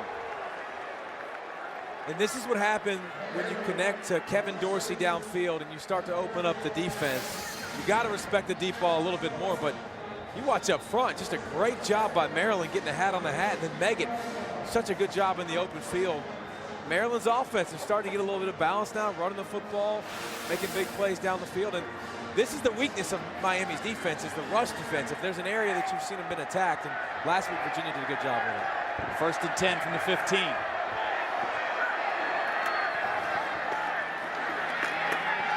Hard hitting down there, and Meggett gets the call one more time. He'll pick up 3, starting to run like Pops.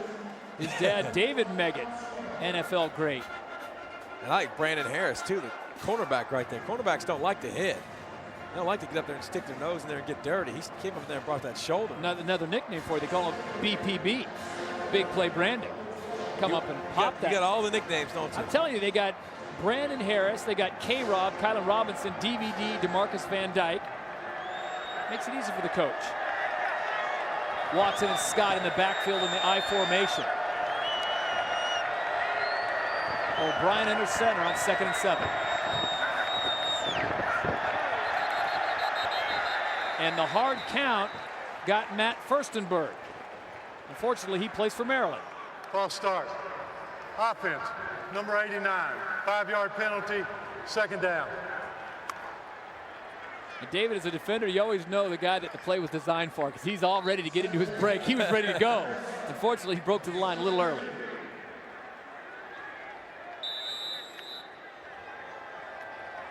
Maryland very efficient in the red zone. 5th in the ACC, 88% conversion rate. And we got a timeout on the field. Head coach Randy Shannon decides to talk about this, knowing how good Maryland can be. Burns his first timeout of 3. He'll talk it over. Maryland on top, 14-12 and threatening. Are things different now that I'm not crushing quarterbacks every Sunday? Yeah, a little bit. But I still have a taste for greatness. So I love Dr. Pepper. The taste of these 23 flavors can never be equaled. Like me. Pizza for McNabb. I got it. Donovan. Mike? What, man? Come on, Mike, man. Still got it. There's nothing like a pepper.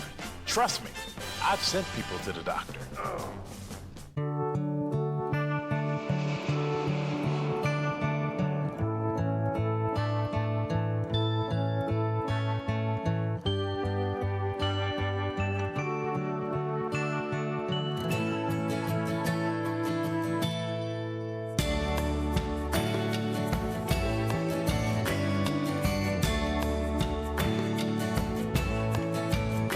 AT&T covers 97% of all Americans. Rethink possible.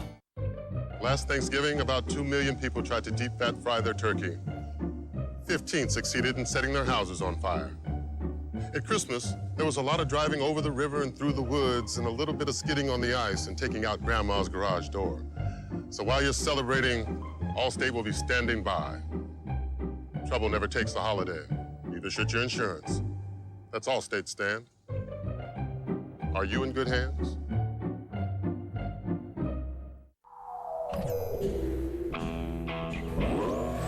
Imagine if you could keep your engine as close as possible to factory clean. Pennzoil Ultra, a revolutionary synthetic oil that takes clean where it's never been before. Nothing feels like a factory clean engine, and nothing keeps you closer to factory clean than Pennzoil Ultra motor oil. 14-12 in South Florida. Maryland on top of the Hurricanes with 5:11 to play. Storyline of the game, Alex Wojak picking off the true freshman. Not only the interception, but it's the pick six as Wojak takes it all the way in for a touchdown. But Miami came right back. Their true freshman quarterback connecting with LaRon Byrd, and moments later, Lamar Miller able to punch it in. Mike James able to punch it in. That takes us to 14-12. Both extra points no good for the Hurricanes. Second down and 12. Darrell Scott on the carry. He'll get it up to about the 13-yard line. Clock continues to run on a 4-yard pickup. Maryland had 10 yards rushing coming into this last drive, and that's 4 carries for 57 yards or 59 yards on this drive alone. And start keeping Miami off balance. That'll be huge. Don't let them, just like any offense, defense, if they know what you're going to do, they're going to shut you down. If you can keep them off balance, it'll be a lot more effective. Third down and 8. Terrapins 2 for 6 on third down conversions on the day. O'Brien pumps once, across the middle, has a man. It'll be a first down. Darrell Scott sneaking out of the backfield, and he's finally tackled at about the 1.5-yard line. I'll tell you what, that's a great play by Scott. I mean, McCarthy just smacked him in the mouth, and then he slips right behind him. A better throw by O'Brien too, but that's the timing in the field. And I tell you what, you watch him, he spreads it all over the field. He doesn't get locked in on Torrey Smith, even though he's great. He's going to find the matchups, and perfect fit for Ralph Friedgen's offense. Wholesale substitutions for Miami defense. First and goal. O'Brien fakes the handoff, goes to the back of the end zone, had a man wide open and just couldn't get it to him. Haroon Brown, the junior from Hampton, Virginia, was wide open, and unfortunately Danny O'Brien just put a little too much and led his fullback just a bit much. Yeah, and Haroon is a hammer. He's going to hit you in the mouth, a big 260-pound fullback you bring in on the goal line. And hey, you throw to those guys, they're used to blocking. You got to put it right there on the money for them. Confusion on the side of the Terrapins. Randy Shannon wants a flag as there were Maryland coaches out on the field. Maryland. And Maryland does get the timeout. So their first of 3 is called with 4:10 to play here. Leading 14-12, second down and goal. And Coach Friedgen and company will talk it over. We'll step aside and send it back to the studio for a moment. All right, guys, Dari Noke in studio. Let's take a look at Cam Newton. Hey, he's been in news off the field. Let's just get it on the field. There it is, 2 for 2 on their opening drive. Touchdown to Darvin Adams. Auburn leads Chattanooga 7-0. Coming up at the half, Matt Stinchcomb and I will take a closer look at that Auburn game. Give you Cam's numbers as he's maybe running away with the Heisman Trophy. Also caught up on an ACC game, NC State and Clemson. And we'll send you to Boise for a preview of their huge game with Hawaii, guys. You know why he's pissed? All right, thank you, Dari. Look forward to that. You and Matt, and you bring up a good point, the Heisman talk. Let it start in earnest today. Cam Newton doing what he needs to do. Kellen Moore, that game on ESPNU today. Hawaii comes calling Boise on the blue turf. And let's not forget LaMichael James. Yeah. I mean, come on. All kinds of talent. No, I mean, right now it's pretty much wrapped in bubble wrap for Cam Newton, and they're ready to send it to him. He's been sensational. But you look at LaMichael James, missed the first game. You know, he's a between the tackles runner, an outside runner. He's a home run threat. And then Mr. Consistency with Kellen Moore. I mean, he does it week in and week out. Remember, he didn't even play the second half of his ball games and still puts up great numbers. But, you know, maybe Robert Griffin's a guy that sneaks in from Baylor, but those 3 guys are pretty much at the head of the class. Jamar Robinson comes in at quarterback for Maryland. So after the timeout, second down and goal. Ball's fumbled. Jamar Robinson's able to pick it up, and he's tackled back at the 10-yard line.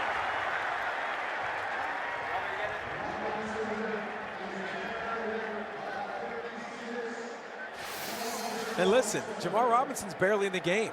So, I mean, he comes in and mishandles the snap. It looked like it went right to him. And Marcus Robinson goes, you know what? I'll take that sack gladly. Give me some stats. But now they put you at 3rd and 11. And Randy Shannon was upset the play before because you got too many guys in the huddle and you break it. You break. Yeah, it's illegal, obviously. It would have been a penalty, but now you kind of get the yards back. So Danny O'Brien comes back in at quarterback, and Miami will talk it over. Coach Shannon did not like the personnel that he had out there for what Maryland was showing, and this is points are at a premium, David. We saw that coming by way of special teams, defense. So the strategy continues as we want you to log on to facebook.com/ESPNU today and become a fan. We want to know the question for you: if the season ended today, how would you project the BCS Bowl matchups? And that's a very good question because, first of all, the teams that are up there right now, you think, well, Oregon and Auburn, which I would pay money to see that game. A lot of money? Oh, I'd pay a lot of money to see that game because there'd probably be a lot of points scored. Yeah, I'd pay a lot of money to see Alabama and Auburn, too. I think that would be a fun. You know what? It's funny. Oregon and anybody would be fun. I mean, they're just their style of play. Here are the matchups, though. You could see a TCU in the Orange Bowl, or the Rose Bowl. Wisconsin, that'd be a great matchup. Nebraska, Pittsburgh. I think Pittsburgh would have their hands full with that one. What's missing? No Boise. Boise might need to go to BCS Bowl. Something wrong. 7th play in the red zone on this drive on a 3rd and goal. O'Brien will put it up in the air. Had his receiver open, hit Adrian Cannon in the hands, and Cannon unable to bring it in. I'll tell you what, that was a perfect throw again by Danny O'Brien, doing a great job throwing it right over Cannon's head. He had a chance to catch it. It just slipped through his fingers. You had coverage on that? DVD. DeMarcus Van Dyke, number 8, had the coverage, the senior from Miami. This will be a 27-yard attempt for Travis Baltz. Well, Cannon would like to rewind that and try to catch it this time.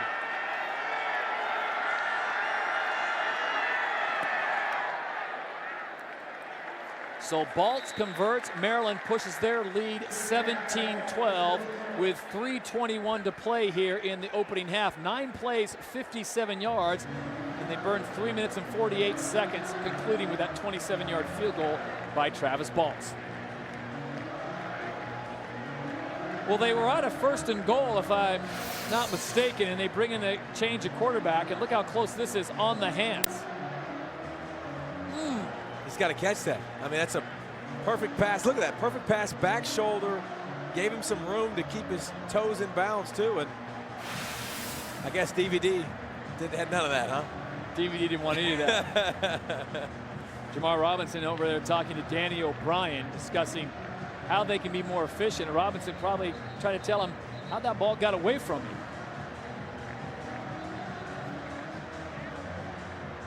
Look how young Robinson or O'Brien looks. Baby face, 19-year-old. How about coming in, doing a great job? Ralph Friedgen's pretty happy with his quarterback.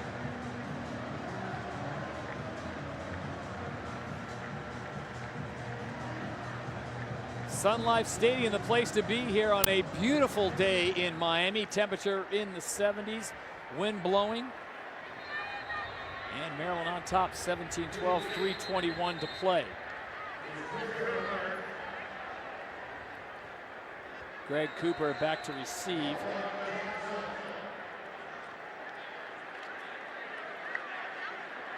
Cooper and Storm Johnson. And that's a lot of faith. Putting the true freshman back there on a windy day. Ball goes out of the end zone. Storm Johnson, the freshman from Loganville, Georgia, just gets a hand on it. They'll bring it out to the 20. We take a look at the day on the U. ESPNU at 3:30 Eastern. Hawaii taking on number 4 Boise State on the blue turf. At 7 Eastern, Louisiana Lafayette and Ole Miss get together. And at 10:30 Eastern, Bethune-Cookman and Hampton will have a nice little throwdown. And you're not happy with the menu, David, that we're serving up?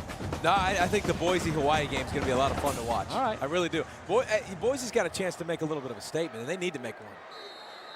They're 20 points behind every game they play. I mean, they got to come out with style points. Lamar Miller, the lone setback on 1st and 10 for the Hurricanes. Miller up the middle does a great job of picking his way to a 5-yard gain. Well, if you're Miami, this is a situation, David, I will assume they're not going to want to settle for a field goal because the way their special teams and extra points have been executing, that's not so sure. Yeah, and usually 3 minutes for a Miami offense, no problem. I mean, Ja'Cory Harris dropping back to pass, hitting Hankerson and Benjamin and all those guys, but you know, you've seen the recipe's been a little bit different today. It's been more run, a lot more run. And so how much faith do you have in Stephen Morris to drop back? And 2nd down and 4. Bit of a missed start there, and they find Travis Benjamin with all kinds of speed, and he was about a shoelace away from breaking this wide open. Let's take a look at the keys to the game. At the start of the game, Terrapins, it was all about taking care of the ball and protecting Danny O'Brien. Have they done that? Yeah, they've done a great job with it, and Danny O'Brien, give him a lot of credit. He's taken some shots and done well. And Miami, we said start fast and run the football. They've run the ball effectively enough to help Stephen Morris out as well. Turnovers were a big key for both coaches as flags come out. It looks like we'll have a false start on the Hurricanes. False start. Offense, number 74. 5-yard penalty, 1st down. Orlando Franklin, who was injured on that Alex Wojak pick 6 back in the game, he's called for the infraction.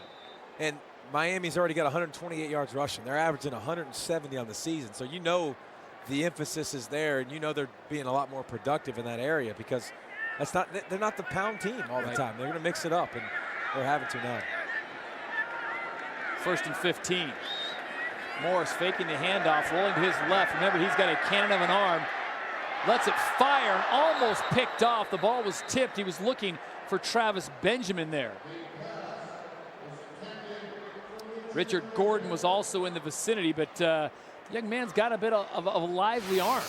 Yeah, Richard Gordon couldn't handle it. You see him rolling across his body, squaring up his shoulders and flinging it right to him. And Gordon's got to make that play. And then Benjamin was the second receiver. Yeah, he almost got the benefit of the tip and tried to get it, but that was a good throw by Moore. You got to, what did Coach Shannon say yesterday? Help your quarterback out. You got to make those plays for him. 2nd down and 15. Ball just shy of the 31-yard line. Back to the running game. Mike James gets the call. He'll go up the middle and pick up 2 yards. Well, we talked about running the ball by committee and helping out their freshman quarterback, and Miami has done that today with a timeout on the field. Miller, James, and Cooper, how have they fared? Well, I mean, you see Miller, he's made some big explosive plays, a little more shiftiness, bouncing into the outside, and James has done a good job, nice little touchdown run. It seems like they get their drives. It seems like, you know, Miller got his drive, James got his, and then Cooper. And if you look at Cooper, I love watching him. He's a hammer, man. He'll smack you right in the mouth. Now, if you just joined us, Ja'Cory Harris, the starting quarterback, the junior from Miami, out from last week's concussion, will not play this week, might not play next week. This is true freshman Stephen Morris, and what a way to start, finding Travis Benjamin. Then he's able to scramble out of the pocket and show off his skills. And finally, this one stays in the pocket, takes the hit, finds LaRon Bird and his receiver helping out his quarterback. So the true freshman from just down the road played his prep ball at Monsignor Pace, 5 miles from Sun Life Stadium. And a year ago, he was playing high school ball. Now he's starting for the U.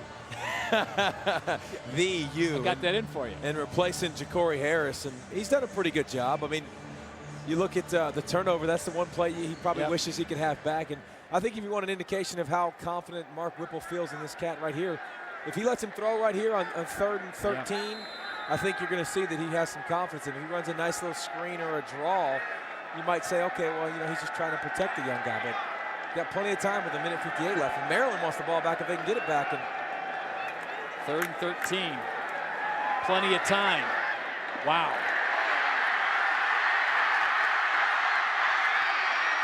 Benjamin is loose. All the way down to the 20. 48-yard pickup, and Stephen Morris showing a lot of poise for a true freshman. Yeah, and this is the guy. This is the difference maker. If you want to talk about Travis Benjamin, 4.3 speed after the catch is huge. And how about the protection up front? Great protection, and now Miami going up tempo again, trying to catch Maryland off guard. 1st and 10. Morris rolling out to his right. And you pointed to it right away. We were both looking at the same thing. Leonard Hankerson was wide open. right in the flats. The easy throw was Hankerson for a solid 5 or 6 yards, but you know, I mean, that's one thing a quarterback's going to do is look to make bigger plays, and had the guy could have gotten a little bit more yards, but went for the other one, and he got tipped. You never know what would have happened. Number 15, Drew Gloucester for Maryland in the face of Stephen Morris on that play. That'll bring up a 2nd down and 10. Ball at the 20.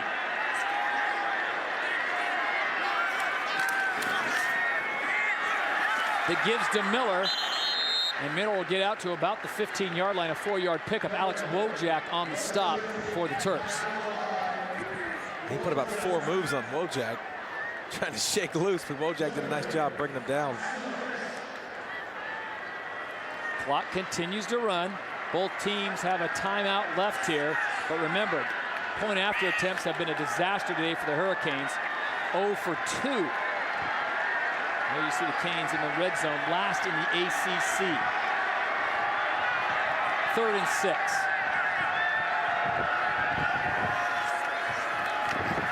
Morris looking downfield, ball tipped, almost picked off again by none other than number 33, Alex Wojak, the senior from West Caldwell, New Jersey. And you see Wojak right there in the middle, up on the line of scrimmage, and then drops back and comes off his guy over there. I tell you what, if that wasn't tipped, it might have been picked off at the 2nd level regardless, but now you bring out your field goal unit. Missed 2 extra points already. How much confidence do you have? Matt Bosher, the senior from just up the road in Jupiter, Florida, on. The holder is Spencer Whipple. And Maryland is going to use their last timeout. Timeout, Maryland. That's their final timeout of the half. Well, Tuesday night, catch ESPNU's all-access training days with the Duke Blue Devils and get a behind-the-scenes look at Mike Krzyzewski's practices, team meetings, facilities, and the lives of the coaches and players on and off the court. With Kyle Singler returning and a whole new crop of young talent, the defending champs look poised for another deep run. All-access training days with the Duke Blue Devils on ESPNU. That's Tuesday at 9 Eastern. Basketball season just around the corner as we take a look at the top 5 as projected by the experts, and ESPN, the defending Duke, the defending champions, allowing all that access to our ESPNU cameras. Duke, Michigan State, K-State, Pittsburgh, and Ohio State. So a lot of familiar names up there. I don't see your Georgia Bulldogs, DP. What's going on? Hey, they're getting better though, man. All right, I like you better watch out for. I tell you what, Tompkins, I like to hear that confidence. All SEC performer last year, hurt his ankle, so he's going to be out for a little while. But hey, that's a sleeper pick. Andy Katz said it the other day at ESPNU. It was a sleeper pick. It was Georgia for the SEC. 34-yarder for Matt Bosher. Spencer Whipple with the hold. And this time, Bosher makes it look like a chip shot. So the senior from Jupiter, Florida, irons out the problems, and Miami puts it through. 17-15 now, the gap, as they trail Maryland with 36 seconds. That was a 9-play drive, 64 yards, and you said it perfectly, David. They burned 2 minutes and 40 seconds on the clock. Yeah, and Maryland took a timeout before the 3rd down and 13 to try to save some clock for them, but nice job by Benjamin again. And Benjamin's making plays. He's helping his quarterback out, and Stephen Morris is probably going to be like, hey, coach, I like a lot of routes, but I want to throw it to number 3. Can I like number 3? More? Travis Benjamin, the fastest player on the team, the junior from Belglade, Florida.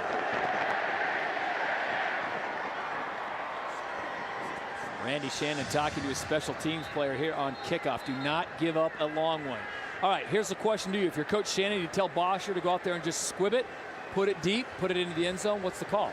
I tell you what, Torrey Smith, well, he's already set the record for the ACC now. He passed Brandon Tate in this ball game for career kickoff return yardage, but I squib it. I mean, I got full faith in my defense, but Torrey Smith, that guy, he can run, man. Look at the return yards there. That's over 2,700 return yards, ACC record. That means your defense has struggled mightily as well. That means you've had a lot of opportunities to return kicks. I'm sure Coach Shannon told him, there's 2 things I don't want you to do. Kicking it to 82 and kicking it out of bounds. Anything else, acceptable. 17-15, 36 seconds to play till half. And Bosher's going to put this one up in the sky. Dexter McDougal does not have an ACC record in returning. The redshirt freshman from Falmouth, Virginia. He gets a 5-yard return, and Coach Shannon will say, I'm happy with that. Yeah, I'll live to fight another day. Just hit that little pop-up. And you see that a lot. They hit it to the small areas where there's, right. If you got one returner deep, you can do that all day. And good field position. It's 33. You'll live with that. No big plays. So it'll be a 1st and 10 for Danny O'Brien, the redshirt freshman, as he comes on. Maryland, though, no timeouts left. Do you take a shot downfield, David? No, sir. Take a knee. I'm up 17-15 in Miami. And that's exactly what they do. Take a knee, let the clock run out. Head coach Ralph Friedge and the Terrapins leading 17-15 as we come to the end of the first half of play. Total yards for Maryland, 153. They have the lead. Miami, 295 yards, and they trail by 2. Entertaining first half, adjustments certainly coming. Right now, let's go to Dari Nokwa in the ESPNU halftime report. All right, guys, thank you much. We'll send it back your way in South Florida in a minute. Meanwhile, I got 2-time All-American Matt Stinchcomb with me. NC State, Clemson. Let's stay in the ACC here, Stinch, shall we? Mustafa Green. First down, NC State. This in the first quarter of a scoreless game. A little later that drive, Russell Wilson to Mustafa Green again. Touchdown, Pack. You know, Mustafa Green had a pretty good rushing game last week, but you see Russell Wilson. This is the reason why NC State is so efficient in their passing attack. It's not just Russell Wilson at the quarterback position. You see Mustafa Green contributing out of the backfield there in the receiving game. So there you go, 7-tip. The only touchdown, the only points of the day for North Carolina State and Clemson so far, and NC State coming off that win at home over previously one-loss Florida State. In the meantime, we roll through more highlights from early action on this Saturday of college football. How about Auburn? So much in the news because of Cam Newton, and there's allegations of some sort of illegal recruiting going on, but Newton just wanting to play ball. Here he is, the quick hitter to Terrell Zachary, who goes 31 yards, and on the very next play, I think Newton looks okay here. Stinch, your take? He looks pretty relaxed. he's got room to work right there. Right. You see, completing passes, Darvin Adams there. Cameron Newton is kind of the eye of the storm right now, but he's been the center of the offense all season, no different today. Here he is again. This one to Emory Blake, touchdown. 17th touchdown pass of the year for Newton. He's also got now 15 touchdown runs. Let's not forget the touchdown catch. Man, he makes everything look easy. Well, that was easy because they wiped out, the offensive line wiped out the entire side of their defense. Don't run him too much today, Coach Chizik. You want to make sure he stays healthy. Yeah, he's now accounted for with the 2 touchdown passes and the 1 touchdown run so far this season. 33 touchdowns in all for Cam Newton. How difficult of a week do you think this has been for Cam Newton? Well, as things have kind of unfolded, you know that the burden has grown. We already knew that there was a lot of immediate demand on his time because of his Heisman candidacy, because of the fact that they were now a number 2 team, former number 1 in the BCS. But all of that has changed a little bit, and the nature of the questions are going to change. I think it's inevitable that it's going to be somewhat of a distraction. All the more burden is going to be placed on Gene Chizik as the head coach to maintain focus and on his most important player, make sure he understands is what's happens on the field right now that you can control. You can't change what's happened in the past, allegedly. Yeah, this game, 2 more than an SEC title game. You win those 4, you're looking at the national championship chance for Cam Newton and Auburn. Florida and Urban Meyer in Nashville taking on Vanderbilt today. They've beaten them 19 times in a row. Trey Burton blocks the punt. Chris Rainey. Yeah, let's go Chris Rainey. A guy that we saw last week, a big touchdown run from him. But you see that he's already contributing, being in the offense, and then you see Trey Burton getting at Mike Gillislee out there on the edge, and we're seeing this Florida offense evolving more. It's not going to be a pocket passing-oriented offense. I'm reading that, and I'm thinking, huh? Well, this is Jordan Reed to Deontay Thompson. You want a guy who can pass? Here you go. And that's what Urban Meyer said. He's not just going to run the football with Jordan Reed. He's 1 for 1 for a touchdown. And then let's let the big guys get involved. Terrence Sanders finds the ball laying around. Take it in for the score, Big Daddy, and then go hit the oxygen for a little while and try to recover. As Zach Stacy hit hard on the play, was taken off on a stretcher. We will update his status as we know more. Oklahoma State and Baylor. This is a battle for first place in the Big 12 South. Oklahoma is also there. Baylor, Broderick Brown strips the ball from Josh Gordon. Cowboys recover. You don't think a lot of defense in this game, but look at Justin Blackman making the defensive play turn into a touchdown. 17-zip Oklahoma State. Blackman back after a 1-game suspension. So 17-zip Cowboys leading a surprising Baylor team. How about Wisconsin and Purdue? No problem here, right, for the Badgers, number 9 ranked. Beat Ohio State a couple weeks back. Purdue, a little downtrodden, just got hammered. That's Antavion Edison, 23 yards. The Badgers can't get him. Touchdown Boilers. Yeah, Purdue making it an interesting ball game. They've had to reinvent themselves offensively. Big play from them there to stay in this ball game early, jump out to a lead. And then Edison fumbles, recovered by Antonio Fanelis, taken to the 28. Now the play is actually reviewed, and it was upheld. That led to a Badger field goal. They were still down 7-3. Second quarter, Dan Durkin. Look at this. Huh? You know, everybody said Wisconsin's a one-loss team in the Big Ten. The last back end of their schedule is kind of weak, maybe not as weak as some thought. They've run for just 43 yards. That's not good if Wisconsin's struggling to run the ball. How about Michigan State? Same kind of team as Wisconsin. Run it, run it, run it. Edwin Baker, 30 yards and a touchdown as they lead Minnesota early, 7-0. And this is the medicine that Michigan State needs. Get going on the ground. Their ground game has been waning since the first weeks of the season. It almost disappeared for them versus Iowa. Cost them a ball game. They need to get that aspect of their offense going again. Yeah, Edwin Baker having a big day. 118 yards, 3 touchdowns in the first half. They are running away right now. Iowa and Indiana, been a struggle for Ricky Stanzi and company. Here's Marcus Coker, 20 yards, led to a field goal. Indiana's defense not giving much to the Hawkeyes so far in this day. 3-0 was the score. Now 3-3, Ricky Stanzi, Daryl Johnson, Koulianos, and that also just led to a field goal. Look, Iowa can't get away from Indiana. Elsewhere, Notre Dame president Father John Jenkins has written an open letter to the Notre Dame family, saying that the school is responsible for the October 27th death of student Declan Sullivan. Sullivan died when a hydraulic lift upon which he was standing toppled over as he was filming football practice. Jenkins also promised a public report on the school's investigation into the incident. Still ahead here at the half, Joe Paterno going for his 400th career win today, all at Penn State. How unlikely is it that anything like this ever happens again? We're also going to send you out to Boise, Idaho, as our crew at Boise looks ahead to a big game on ESPNU. Boise State hosting Hawaii. Meanwhile, Maryland and Miami is the game you're watching. The Terps with the early lead. That's Alex Wojak to pick 6. Yeah, Maryland looking to go 7-2. We're back in a moment. The University of Miami is on the move. We're revealing the mysteries of the world, from the eye of the hurricane to the human genome. We're creating oceans of knowledge and helping to shape citizens of the world. We're making a difference right now in the classroom, the laboratory, and on our playing fields. So keep watching us. The University of Miami. It's all about the U. Hi, we're looking to save some money on our car insurance. Great! At Progressive, you can compare rates side by side so you get the same coverage, often for less. Wow, that is huge. And this is to remind you that you could save hundreds. Yeah, that'll certainly stick with me. We'll take it. Go, big money! I mean, go, it's your break, honey. Same coverage, more savings. Now that's Progressive. Call or click today.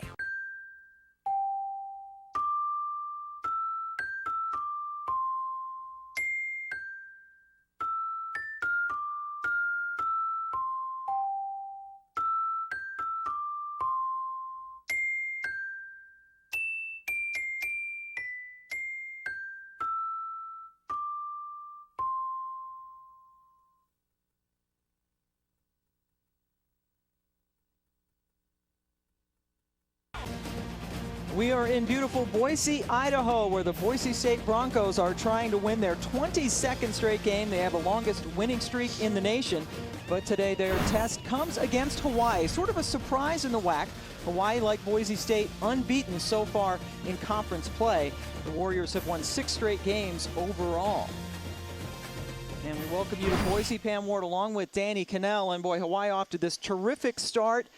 And they need to win today. Their sights right now set on winning the WAC championship, and they have a terrific quarterback, leads the entire nation in passing, Bryant Moniz. Bryant Moniz is a special player, and he brings a lot to the table for this Hawaii offense. They put up some gaudy numbers running the run and shoot, but somebody still has to be pulling the trigger. And one of the things about the run and shoot is there's supposed to be technically somebody open at all times, and he's been doing an outstanding job of finding that open receiver. And he is a terrific story. Last year actually was delivering pizzas on campus at Hawaii, and now he is the starting quarterback. The starting quarterback for Boise, well known to everybody in Kellen Moore. They're not just thinking about winning the WAC, they're hoping to get into the BCS championship game. They have their sights set on a national championship, and Kellen Moore is the right guy at the helm. You can try to stop him in many ways, but he is so effective. Let's look at 3 plays Oregon State tried to do. First, they're going to try to blitz the edge with a linebacker, but that puts your safeties in a bind. They're going to run a double post route here, and watch Kellen Moore. The thing about him, he's very elusive in the pocket. I like his ability to avoid the rush, step back in the pocket, keep his eyes downfield,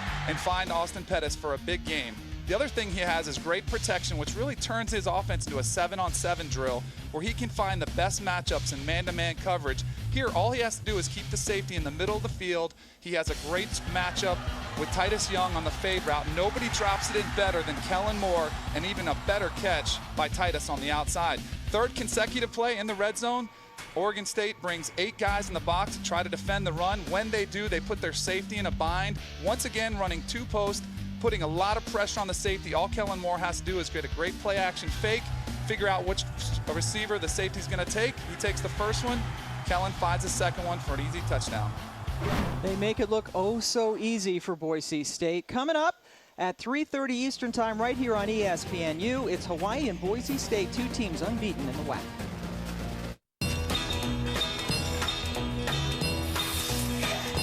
Another day, another dollar.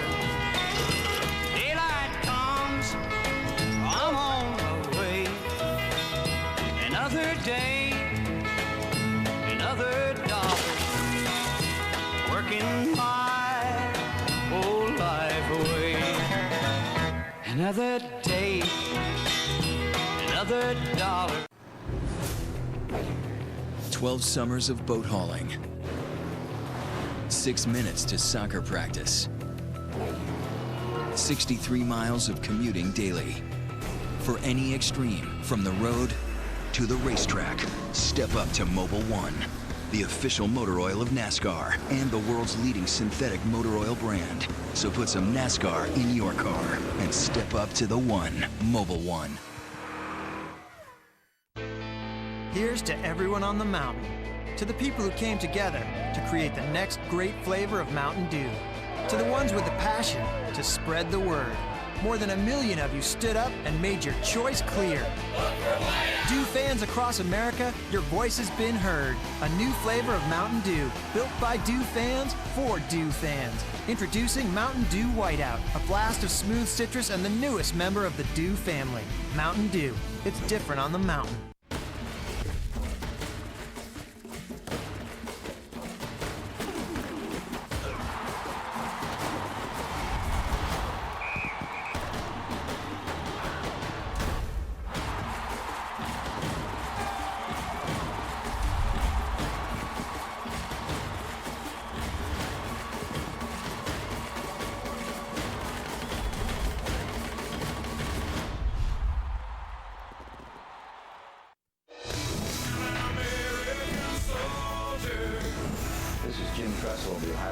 University Buckeyes, and for all the brave men and women who are serving our country and serving freedom all over the world.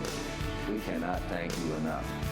We get to do what we love to do, and that's compete in the game of football and live in this free country. And our players get to go to college and get a degree and see if they can become all they can be because of your sacrifice and your family's sacrifice. So thanks so much for what you do. We're so humbled to be in this country, which is led by you.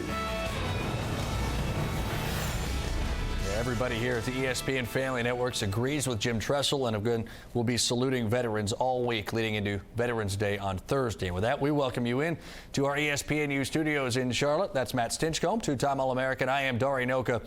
History could be made today at Happy Valley. Joe Paterno, as Penn State hosts Northwestern, trying to become the first FBS coach to 400 career wins. Stinch, there's no way to look at this and say it's just remarkable and at the same time completely ridiculous. Well, you know how you hear about records are made to be broken? No one's ever going to touch this record right here. Not only the only coach in FBS history, but the idea that he did it at the same school throughout his entire coaching career, that's outstanding. It's unheard of, and I don't think we'll ever see it duplicated ever again. You can't say enough about the job that Joe Paterno has done at Penn State. He's meant a lot to a lot of really important football players, a lot of important young men.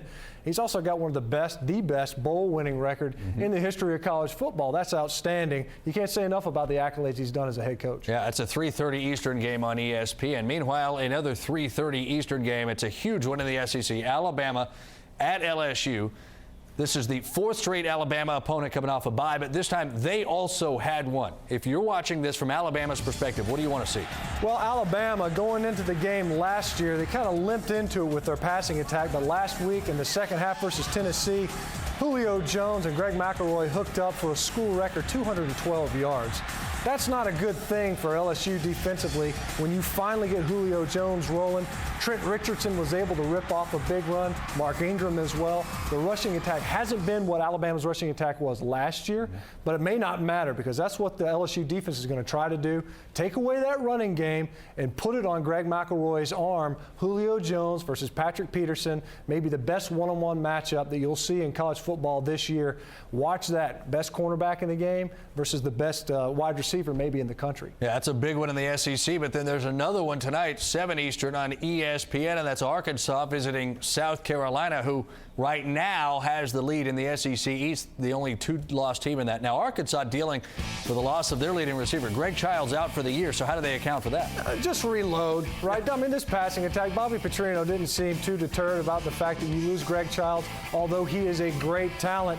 They have others, and Joe Adams, Kobe Hamilton will step up, Jarius Wright, DJ Williams, but Nile Davis on the ground is the guy that's really emerged for them in a rushing attack that really hasn't existed for Arkansas since McFadden left. You see in the past couple of games, the last 4, 65 touches. South Carolina, a little bit of a different animal. Heavy play action, but they've got their playmakers at wide receiver, and it starts with Alshon Jeffrey, the #1 receiver in the SEC. But what's made them go offensively this year and has given them their success is Marcus Lattimore's rushing on the ground. He leads the conference in attempts per game, and it's helped Steven Garcia, who's already completing passes at a 70% clip, but when he's doing it off play action, he's completing 80%, and he's completing them for more yards. It's been big for them this year. All right, so that two huge SEC games. Now, there's a big one in the Pac-10, too, featuring one-loss teams as Arizona visits Stanford. And a lot of accolades here. You always talk about Stanford's offense, but Arizona has a good one, too. They really do. And, you know, they've been without Nick Foles, one of the most accurate passers in the country. But Matt Scott has stepped in ably. He was a one-time starter, started last year. Nick Grigsby had a big game versus Stanford last year, a couple of big runs. And to seal the victory with one long touchdown run, Jerron Cryer is going to have to be big for them at the wide receiver position as well. We know that Stanford has that power running game, and Andrew Luck is maybe a Heisman contender. This Arizona defense versus Stanford's offense is going to be a fun one to watch. You want fun to watch? How about the game that's next on ESPNU? Hawaii and Boise State. Offense, offense, offense as the Broncos try to stay undefeated. Ole Miss and Jeremiah Masoli. You can catch them at 7 Eastern on the U. Bethune-Cookman and Hampton closing things up on the 10th college football Saturday of the season. Welcome to that one time of year when we all become doers. When our mittens double as work gloves and we turn every room into a project. But this year, let's trim the budget. Get some help from Martha Stewart that we can't get anywhere else and spread our money as far as our cheer.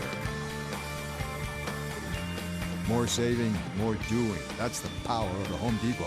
We're lowering the cost of Bright Spirits. Trade any light string for $3 off a new LED set. The before, the expectation, the B vitamins and carbs to ignite. The during, the collision, the power, the original Gatorade. The after, the gratitude, the protein to recover. Introducing the G Series from Gatorade. Prime, perform, recover. What does it take to be a Terrapin?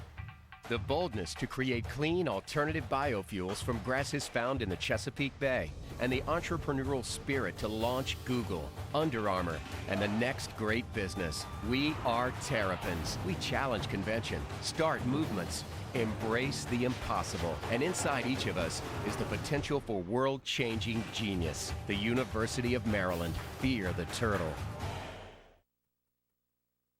How are those flat rate boxes working out? Fabulous. They gave me this great idea. Yeah? We mail documents all over the country. So what if there were priority mail flat rate Envelopes? Yes! You could ship to any state. For a low flat rate? Yes, a really low flat rate. Like $4.90? Yes! It could look like a flat rate box. Only flatter. Like this? You, me, genius! Genius. Priority mail flat rate envelopes, just $4.90, only from the Postal Service. A simpler way to ship.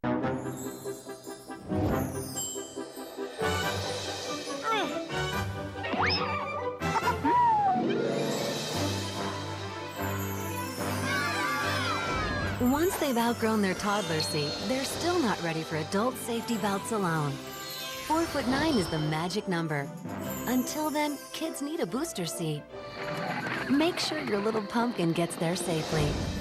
Visit boosterseat.gov. Aerial coverage provided to you by Goodyear. For precision and performance, get there on Goodyear Innovation.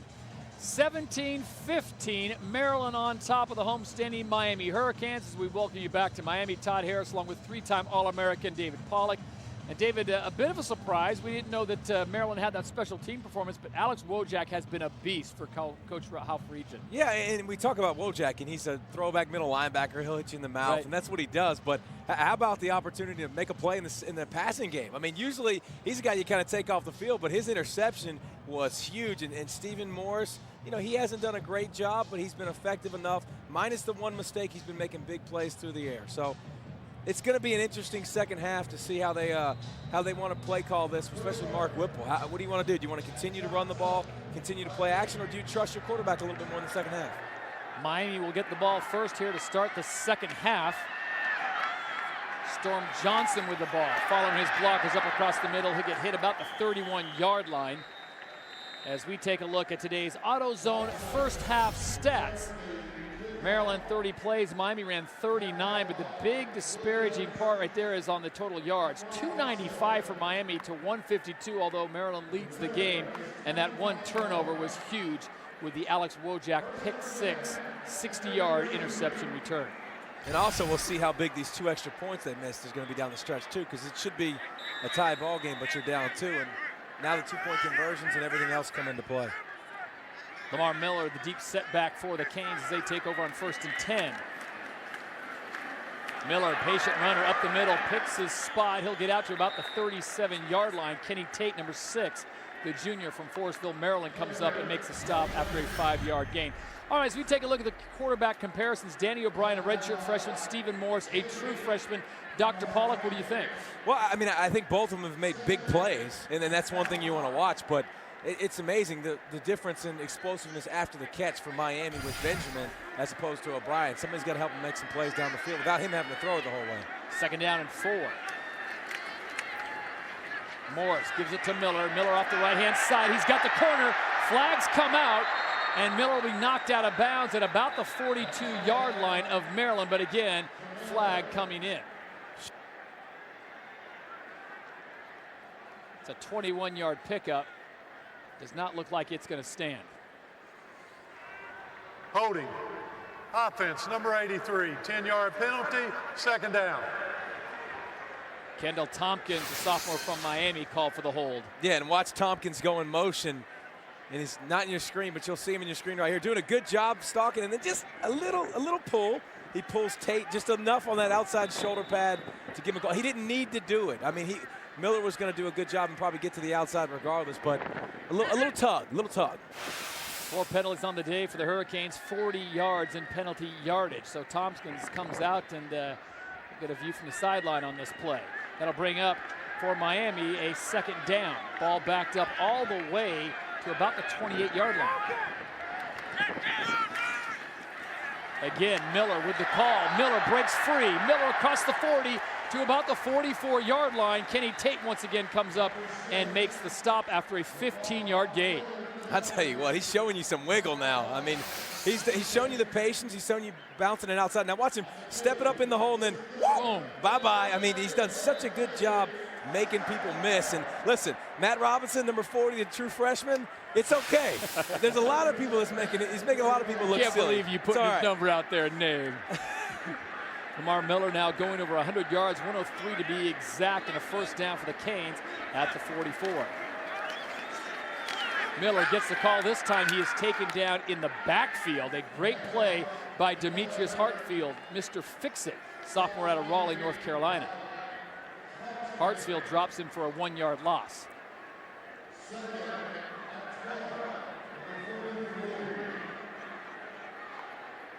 Tell you what, I'm circling, I'm starring, I'm highlighting, I'm doing whatever possible to Travis Benjamin. He had 110 yards the first half. I mean, that guy, you better watch him to the bottom of your screen down here. This guy he's been everything after the catch. Greg Cooper set back deep. And here's your guy, and that time, Mr. Benjamin, he was ready to take off, and he's so fast, he didn't have to wait for the ball to get there. It's not all about the Benjamins on that play. I tell you what, you run so many go routes, and you run them up the field, up the field, up the field. You run a nice little comeback, and it's a perfect call. He beat him and just looks away just at the last second. I mean, it happens. You know what? When you have 110 receiving in the first half, I can forgive that. I can forgive that drop.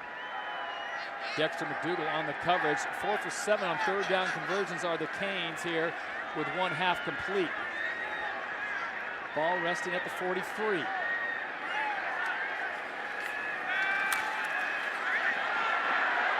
Morris steps up in the pocket. Flag comes out. He's going to be awfully close to another first down, but again, a flag resting at the 40-yard line. It's a 12-yard scamper. Offense, number 63, 10-yard penalty, third down. Tyler Horn, the junior from Tampa, Tennessee, called for that infraction.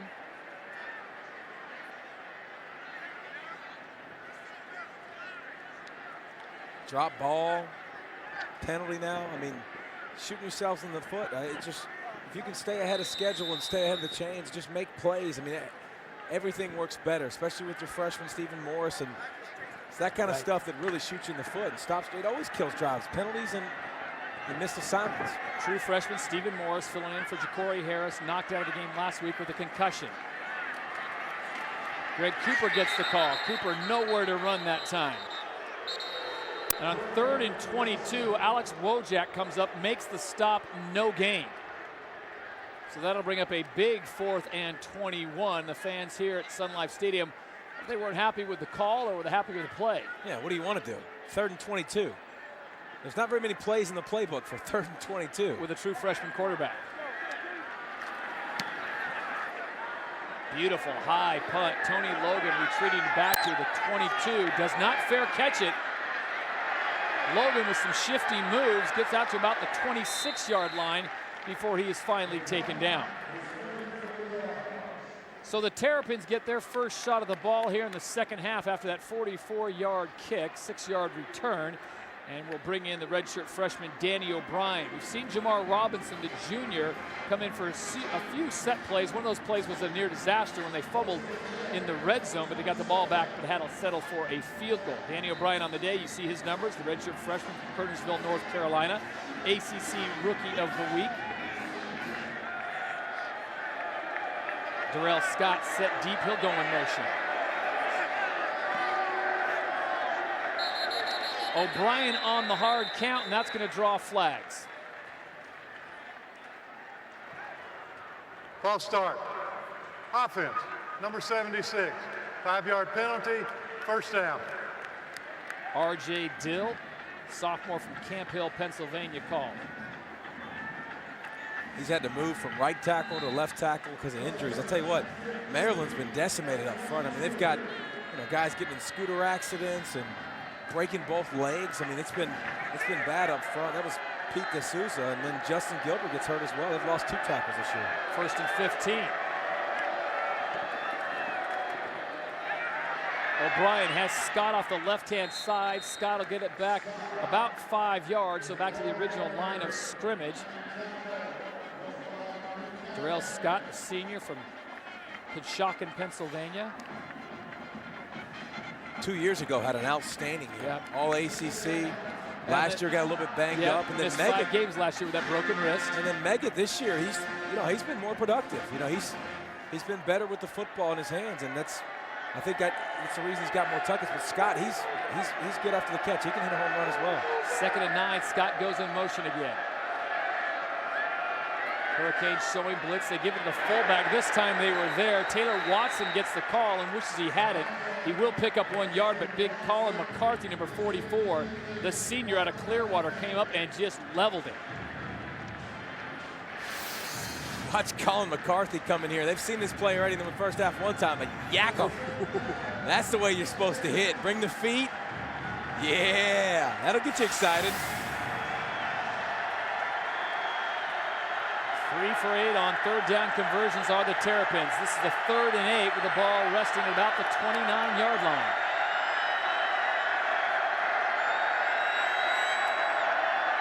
O'Brien with time, out of time.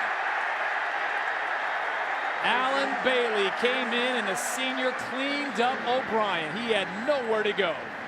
And Alan Bailey, we haven't called his name today yet, but this is a guy that he's number 11 on Mel Kiper's board. I mean, he is an athlete, a stud, plays defensive tackle a little bit too, but you see him get up the field, make a nice play on the quarterback. 6'4", 285 senior from Georgia. Bailey with a sack, 3-yard loss, and Maryland will have to put it away. On comes Travis Baltz, and here comes Travis Benjamin yelling out poison. It takes a sideways bounce, goes out of bounds at about the 43-yard line, and that's where the Canes will take over. But Miami coming out and making some defensive adjustments. Alan Bailey, 2009 All-ACC first-teamer with a sack.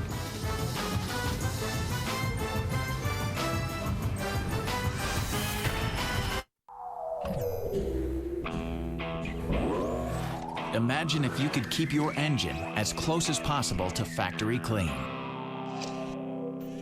Pennzoil Ultra.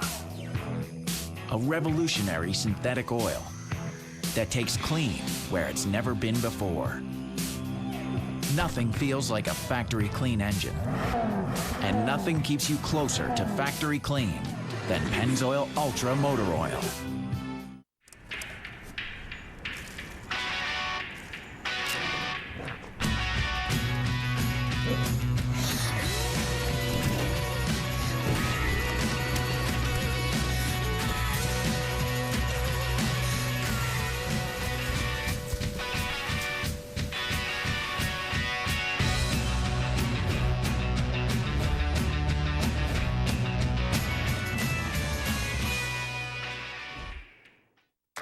Style points don't show up in the box score.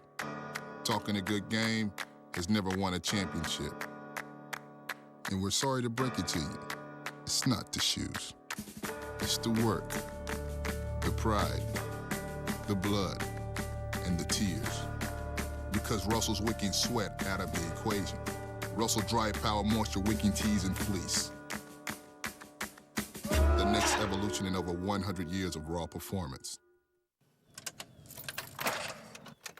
Not now. Come on, please. Oh, great. Nothing's worse than a dead battery. And nothing's more reliable than a Duralast battery. Engineered to start day in and day out, even under the most extreme conditions. Duralast, proven tough, only at AutoZone. He was there when his country needed him, and we'll be there when he needs his country. Join us and send your message of support to our wounded warriors at USO.org. The USO, until everyone comes home. This telecast is presented in high definition on ESPNU HD by Comcast. In Miami, 17-15, Terrapins on top, 9:30 to play here in the third quarter. Alongside David Pollack, I'm Todd Harris, as we welcome you inside Sun Life Stadium on a chilly day by local standards for anyone north of Atlanta. This is downright toasty. It's 71 degrees, but the winds are a-blowing, and change is coming. Stephen Morris, the true freshman quarterback, leading the offense for Miami. After Ja'Cory Harris was knocked out of the game last week with a concussion, he will sit this week, possibly next week. Mike James, the deep setback for the Hurricanes. They take over with their best field position starting at the 43. James on the call, bounces it outside. And Kenny Tate, the free safety, did a great job of coming up and being assignment sound, a 10-yard pickup. But if the junior from Forestville, Maryland doesn't make that stop, Mr. James is off to Hallelujah land. Yeah, and watch Richard Goodyear, the tight end. He's going to be right here. And watch what he does right here in the middle. When they do the motion, you see what the secondary and the safeties come up. He comes up in the box. This is what Whipple does. It moves, shifts, motions, make the defense have to think about things and have to adjust. And they'll do that all game and just make it. Lamar Miller with the call this time. Miller. They'll make you adjust and readjust and then adjust again and then readjust. But tell you what, Miller, James, Cooper, all of them having a lot of success, and they are pounding the rock. Mike James shaking up on that last play, the sophomore from Haines City, Florida. And Miami going to a little bit of a hurry-up offense. Everyone's got duck fever this year. Oregon Ducks got everyone thinking about how fast they can run their offense.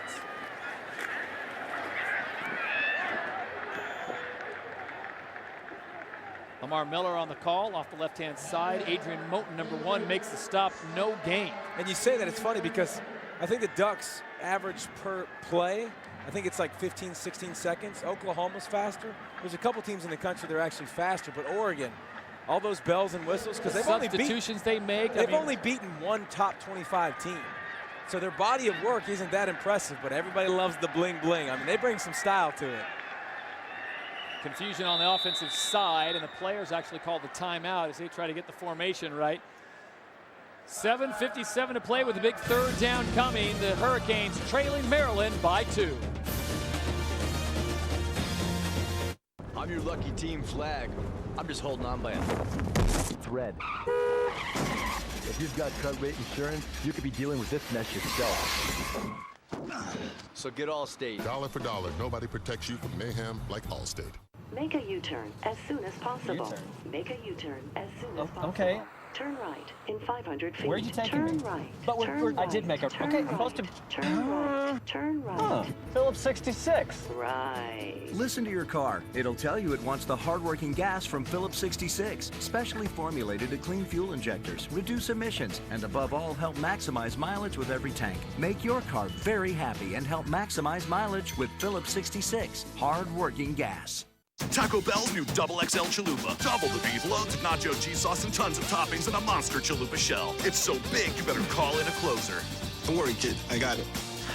Go get him, Mo. Nope. Think outside the bun. This is Dr. Love! And this is Dr. Pepper Cherry. It's got a little kiss of cherry flavor. You want cherry? How about a little kiss?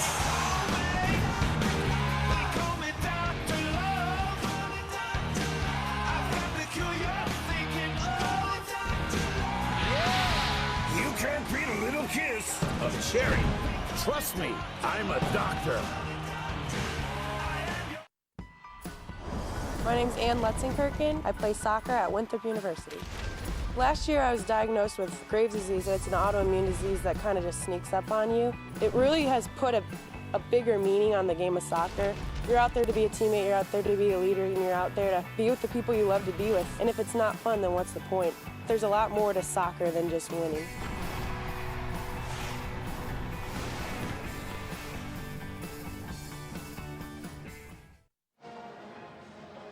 Terrapins by 2 in ACC action here in the third quarter. Alongside David Pollack, I'm Todd Harris. ESPNU's coverage of college football continues today as Kellen Moore and the fourth-ranked Boise State Broncos host the Hawaii Warriors in the All-State Game of the Week. College football All-State Game of the Week on ESPNU, ESPNU HD, and ESPN 3D Saturday. That's coming up at 3:30 Eastern. That should be a good one out in Boise. Big third down and 4. Double formations, top and bottom of your screen. Morris back to pass, has his man Leonard Hankerson, and David, You don't have to be a rocket scientist to know that 85 is a good guy to have. Oh, he's unbelievable. He's climbing up the record books. But if you, I love what they do with the formation there. They put those guys on top of each other and then cross them, so they basically do a natural pick. But Hankerson's a big target. It's been money for Miami. 4 receivers set. Morris comes out firing. Does a great job there of looking off the corner who was trying to jump the route. Makes the completion to LaRon Byrd for another 12 yards. That's exactly right. He looked right to the flats for just a second. Right to Greg Cooper. That linebacker expanded right out, and he threw it right in the window. That was beautiful. We are seeing the young true freshman grow up here on ESPNU. Stephen Morris, Monsignor Pay School just down the road 5 miles. Here he is, first year in college, starting at Sun Life Stadium for the Canes. Mike James, the deep setback. James with the call. And he'll roll forward to pick up about 3 yards. Matt Robinson, the true freshman out of Columbia, Maryland, comes up and makes the stop. I know you're a big fan of offensive coordinator Mark Whipple, and he's doing a great job. You see how they do the fast pace, then they go back to a run, then 2 quick passes, and they slow it down again. Oh yeah, off balance. Don't let you get comfortable in anything you're doing. Make you run up to the line of scrimmage, make you sit there and wait. And offensive coordinators, they love to keep defenses guessing, even play calling, and the length of the time it takes. His good friend, defensive coordinator Don Brown at Maryland, 2nd down and 6.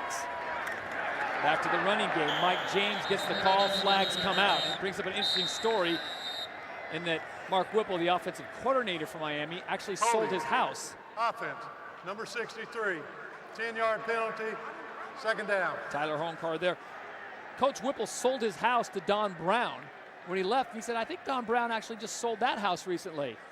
It'd be kind of interesting to have that conversation. This was the scene before the game, and they said they didn't talk at all because they talk every week. They didn't talk this week on the phone, but this was a little conversation on the field. Oh, yeah, and Whipple's hired Coach Brown, and, I mean, they've worked together at UMass and coached against each other for many years, and it's harder when you know each other because they know your tendencies, you know their tendencies, and it's almost like you got to do something different. 2nd down and 16. Greg Cooper gets the call, and what a set of moves there. 10 yards on the game. And those aren't boos, those are calls for Coop. Ouch. I mean, he took that ball, you watch coming off the edge and just, just gave Matt Robinson the Okie. The Okie? Yeah, that's the 2nd time he's given him the Okie. You gonna draw that up, or is that something we can share on TV?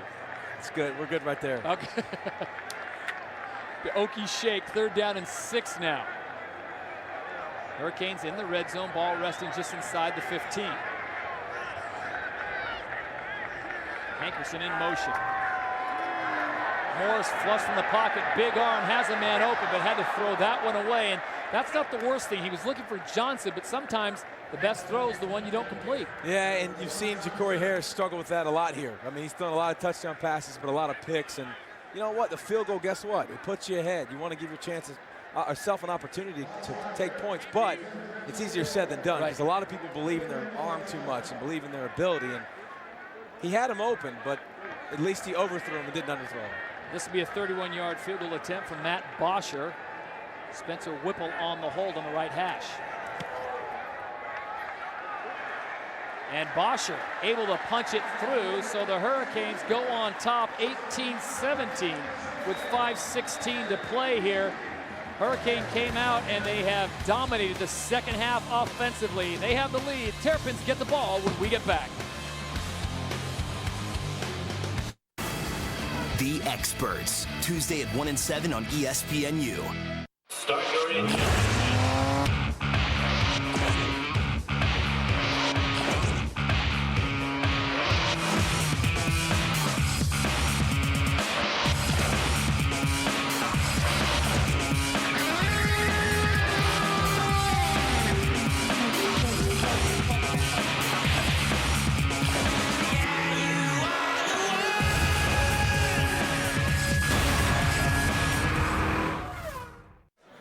I got this round. Time running out. He's calling an audible. Rolls left. Doesn't like what he sees. Now he looks right. She's open. No, she's covered. He's hit, but stays on his feet. He's at the 10, the 5. Touchdown! 3 Bud Lights, please. Call your own audible for a chance to win a trip to the hottest party in Dallas, the Bud Light Hotel. Go to ESPN.com and search Bud Light. You're going to see that on SportsCenter tonight. How are those flat rate boxes working out? Fabulous. They gave me this great idea. Yeah? We mail documents all over the country. So what if there were priority mail flat rate Envelopes? Yes! You could ship to any state. For a low flat rate? Yes, a really low flat rate. Like $4.90? Yes! It could look like a flat rate box. Only flatter. Like this? You, me, genius! Genius. Priority mail flat rate envelopes, just $4.90, only from the Postal Service. A simpler way to ship. Me and my lady had our first big fight. What can I get for you, man? Better life than the one I got. Like that one. Wasn't always a perfect picture, but there was some perfect parts. Cause it's the first long kiss on a second date. Dropping the ring in the spaghetti plate. And it's the way that she looks with her rice in her hair. Eating birch suppers the whole first year, and that's the good stuff.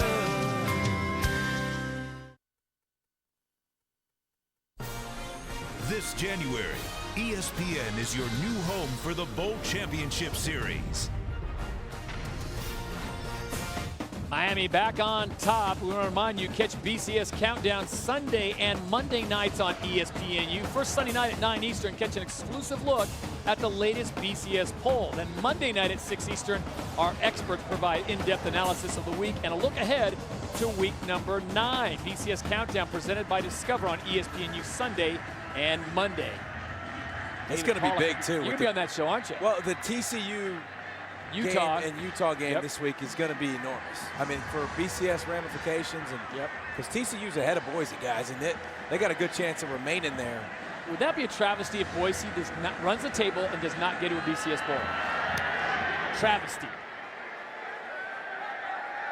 Torrey Smith, 8 yards deep, will not bring it out as we bring up the BCS standings as they stand right now.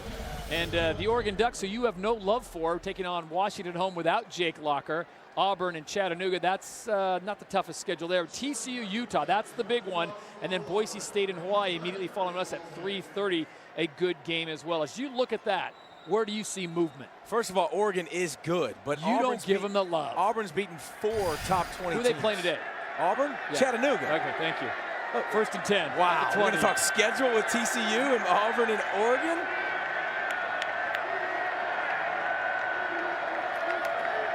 O'Brien has his man out at the 30. Catch is made for a 10-yard pickup. Number 82, Torrey Smith, makes the catch. All right, we'll go to the DPS, and I'm going to give you some time. I'll get y'all fired up now. That's part of my job, get you fired up. David Pollock's top 5. Auburn's done a better job. They've handled their opponents. Strength of schedule is a lot higher. I like Auburn, number 1. Oregon's just been so proficient. They've been so good on offense. Boise, I put Boise 3. I think they're a better team than TCU. And then Alabama 5. Forget that Utah stuff. First and 10 from about the 31.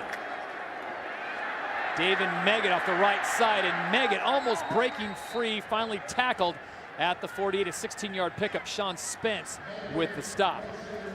And Meggett, he just looks better. When he gets the ball, it seems like he makes things happen. Look at him, see the vision right there, and watch him stick his foot in the ground, just get north-south, and just does a really good job with that. You don't see a lot of lost yards plays. He's just tough downhill and makes plays. 4:27 to play here in the third quarter on a first and 10, Maryland driving.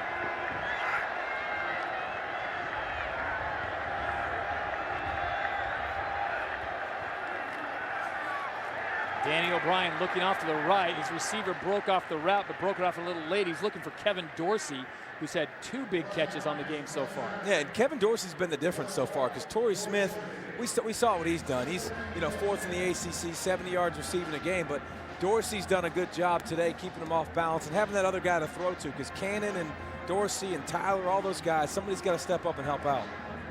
Dorsey 2 receptions on the day, 51 yards and 1 touchdown. Second down and 10. Ball at the 47. Redshirt freshman Danny O'Brien making the checks at the line. O'Brien getting pressure, nowhere to go, and he's sacked back at the 40. Miami doing a great job of collapsing the pocket. Olivier Vernon, a sophomore from right here in Miami. It's a 7-yard loss. And Vernon didn't get to play last week because of a little abdominal strain. You watch this guy. I tell you what, when you get him and Bailey on both sides working, they're tough to stop, and just beats this guy coming around the corner. It was better coverage. The secondary did a good job. Nobody was open, gave him time. But you talk about 1-2 punch. Vernon and Bailey, they're both, when they're on, they're on. 3rd down and 23 for the Terrapins. Ball resting at the 40.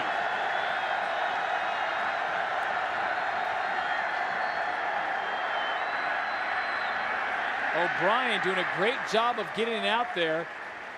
Well short of the 1st down. Kevin Dorsey once again unable to come up with the catch. It looked like he had a chance at it, but again, Miami's like, listen, we'll go on an island with you. We got no problem with that. And Dorsey's trying to catch it with his left hand. Never grasp it, but there's your guy. DVD with the coverage. DeMarcus Van Dyke will give that for his mother to hear. 185 senior from right here in Miami. Balt's on to punt it away. And he gets away a beautiful punt. Benjamin calls for the fair catch. Hits his hands, it looked like. It goes into the end zone, but that made contact with someone and a flag on the field. And it won't matter regardless because it's catch interference, but if it touched him, obviously it would have been live without the flag.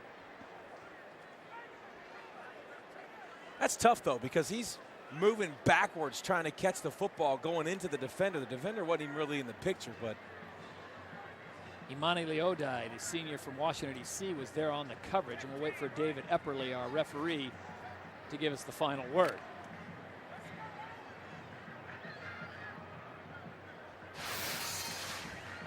See, look, Benjamin's kind of leaning back into him, trying to catch the ball. That's a tough call. Either way, when they wave that hand, they get the benefit usually. Fair catch interference on the kicking team. 15-yard penalty from the spot of the foul. 1st down. And the one thing when we talked with the coaches the other day, what did Coach Friedgen say?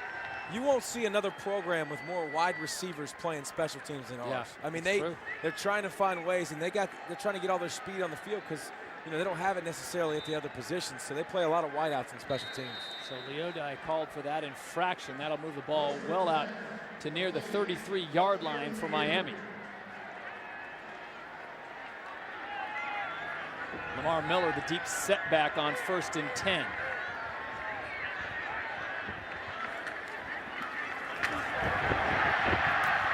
How about that burst of speed from Miller? Kenny Tate, number 6, comes up and makes the stop. It's a 7-yard gain.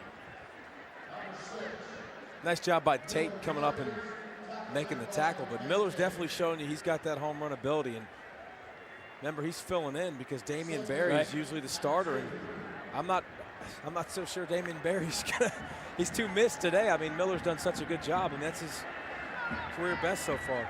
8 carries on 115 yards for the redshirt freshman. 2nd down and 2.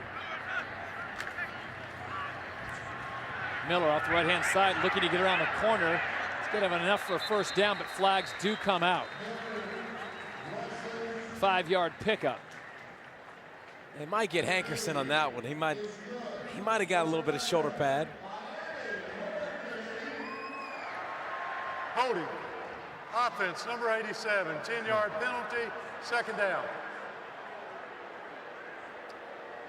We want you to join ESPN in support of our troops, wounded warriors and their families. You can donate $10 by texting USO to 27722. Go to www.uso.org. The Wounded Warriors program, we definitely in support of that. Folks at Under Armour got involved with Utah, whom I know you don't think much of. Got them some new uniforms, little Wounded Warriors. Now you said, I'm bone to pick with you now. You said, get that Utah stuff out of there. If they beat TCU. You know what their combined record of their opponents is for Utah? 25 games under 500. Why don't you just tell me you live in the now? 25 games under 500. Why don't you tell me you live in the now? We need a timeout up here in the booth. Exactly right.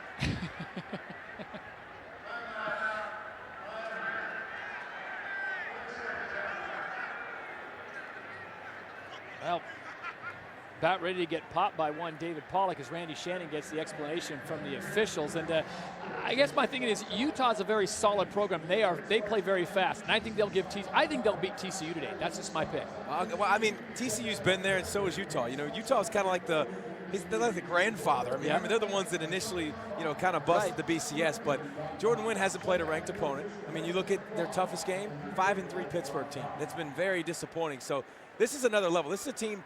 TCU, look at the last 5 games, 189-16. They're outscoring opponents. So this is going to be the best team he's faced yet. That's a Pittsburgh team that could still come back and win the Big East and get an automatic bid. What's that going to get you? There's not even a ranked team in the BCS. Automatic bid into the BCS. And my point is, when you talk about power conferences, quote unquote, the Big East and the ACC, are you saying they're power conferences that deserve that automatic bid, where the Mountain West has 3 teams that contend in the top 20? This year you could make a case for the ACC and the Big East not being one of those. I mean, I think that the best team in the WAC, Boise, is better, and so is the best team in the Mountain West, TCU, better than any of those teams in the ACC or the Big East. And I think that's where a lot of folks do not like the BCS, because it's awarding, I don't want to say mediocrity, but teams that maybe don't deserve that automatic bid are getting it regardless, and the $13 to $15 million payout that comes with it, guaranteed.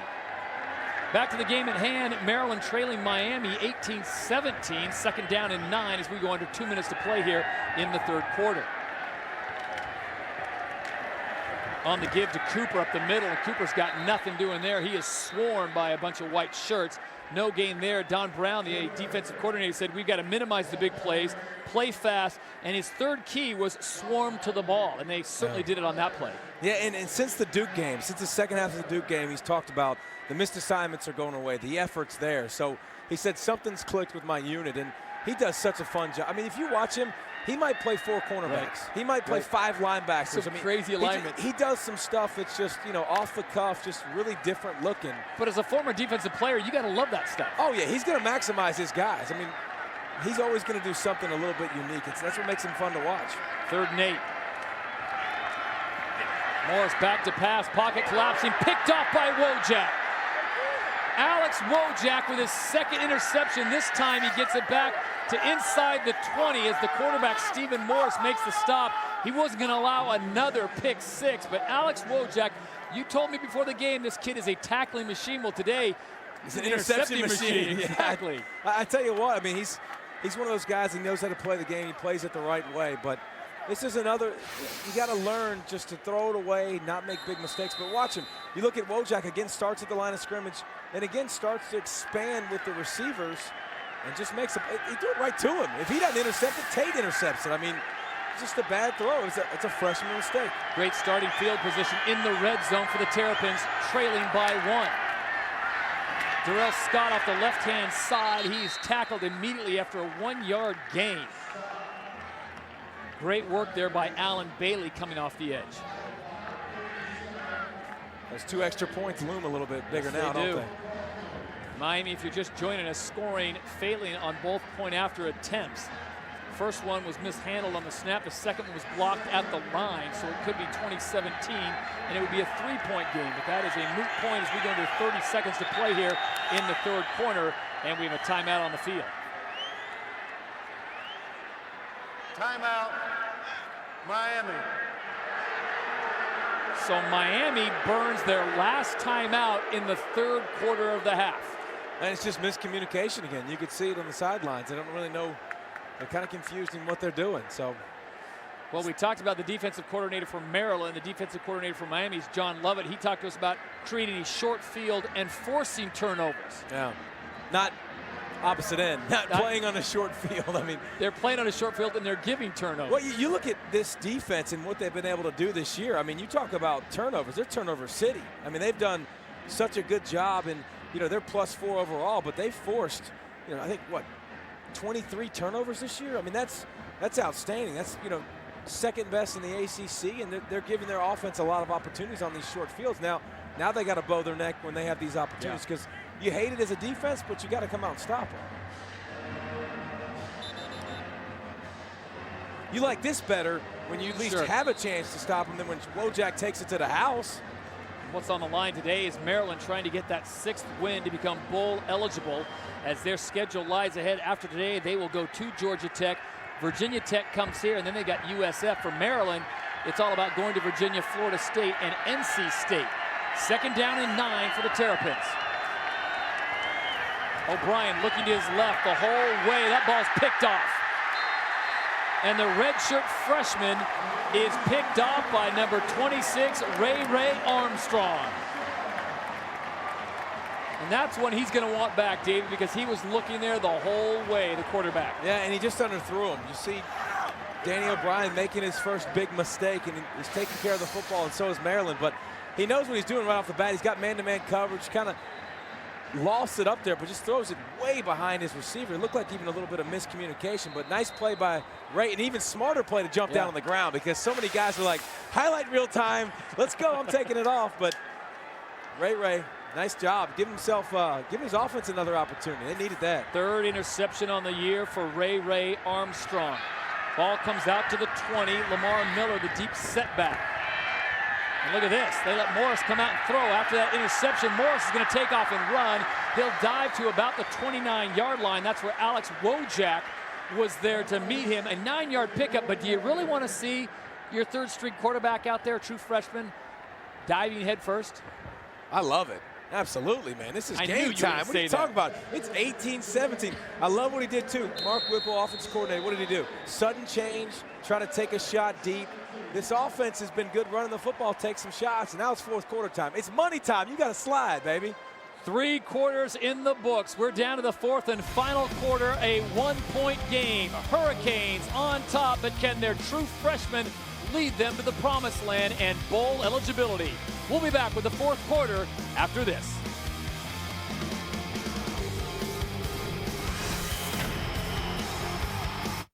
ESPNU, The Battle, Thursday at 6:30 Eastern.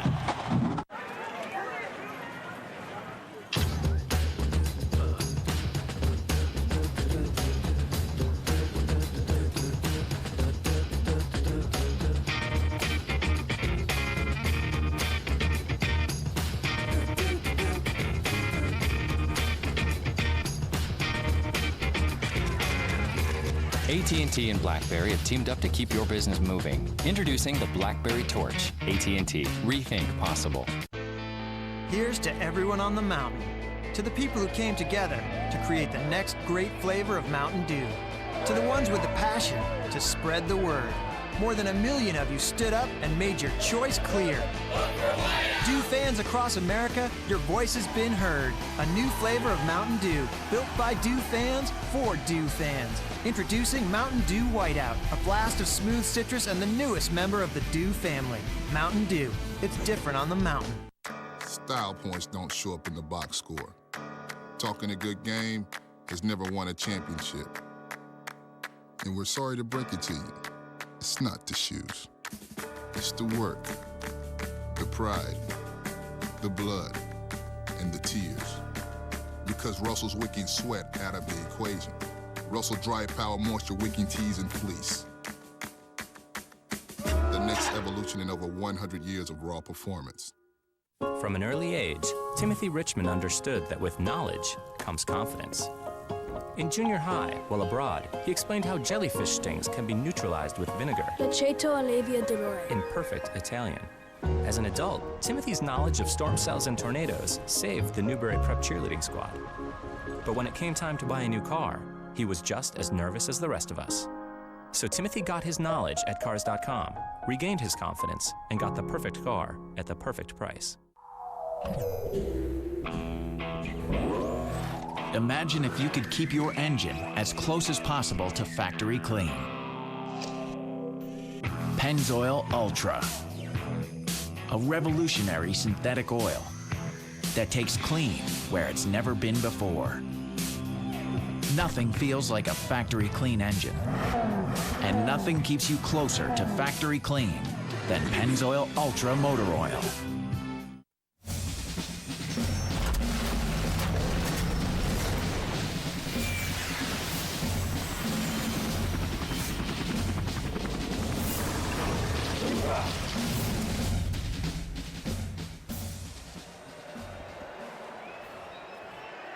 Back in Miami, the Hurricanes on top 18-17. Alongside David Pollack, I'm Todd Harris.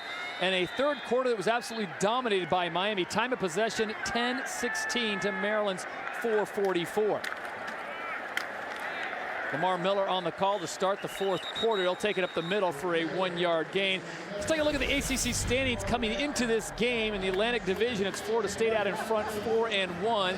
Maryland at 3-1, already bowl eligible at 6-2. In the Coastal Division, Virginia Tech, perfect in conference, 7-2 overall. And there is Miami lurking in second place, 3-2. Yeah, welcome back, Va Tech, huh? Yeah, how about that? Big one on Thursday night, too. You know, it's cheering for Va Tech, don't you? Who? Boise State. Oh, absolutely. They were happy to see him come back again. Empty backfield on 1st and 10. This looks like a double pass.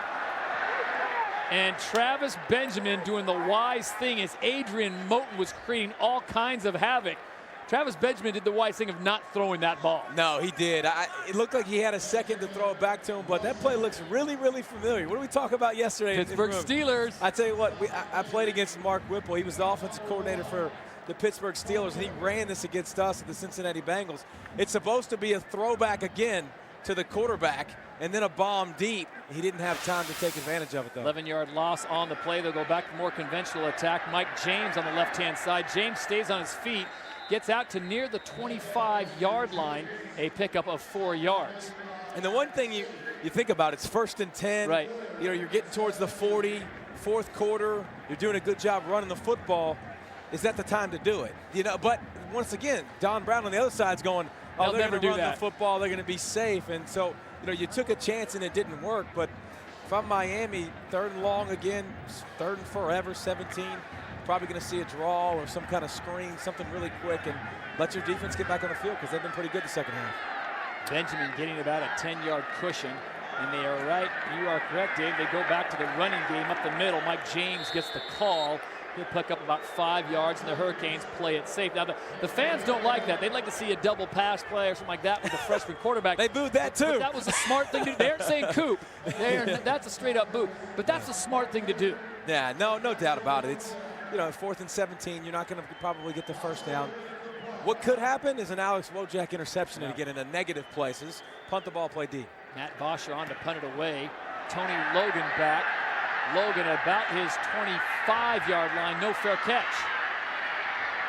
Logan up the middle, finally goes out of bounds just shy of midfield. 43-yard punt, 23-yard return. Terrapins take over when we return to Miami.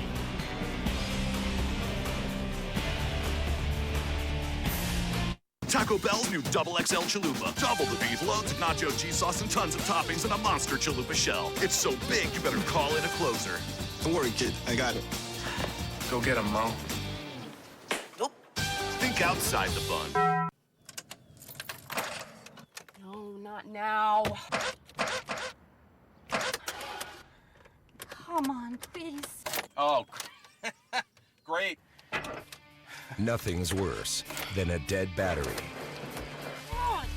And nothing's more reliable than a Duralast battery.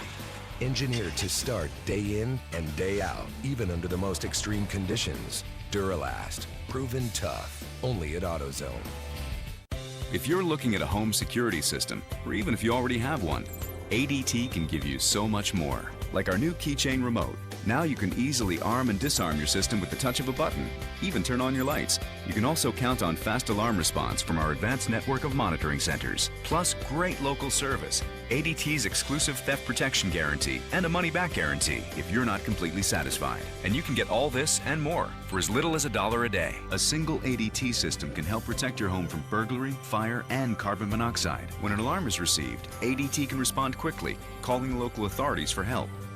You can even add new technology like Safe Watch Video View.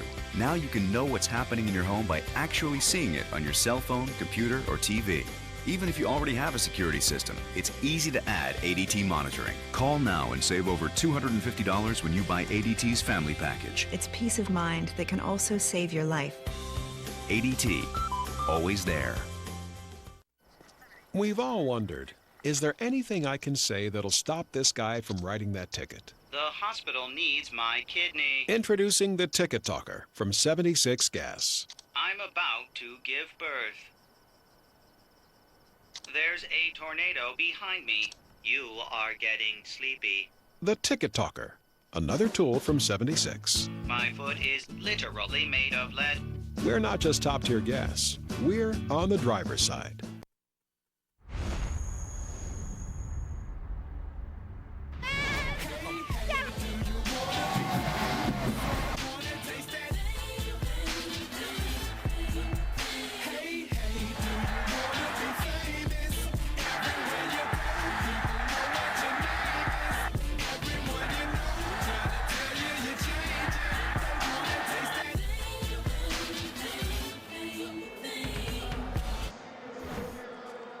And it's a good day to be in Miami. We've got a great game cooking here as we just get underway in the fourth quarter. 12:38 to play in the ball game. Hurricanes clinging to a 1-point lead, trying to get the 6th win to go bowl eligible.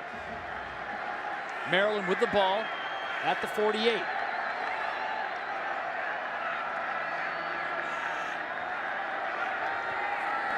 First and 10, they go to the draw. Darrell Scott off the left-hand side, and it's a big gain. 12 yards for the Terrapins as they go into Hurricane territory.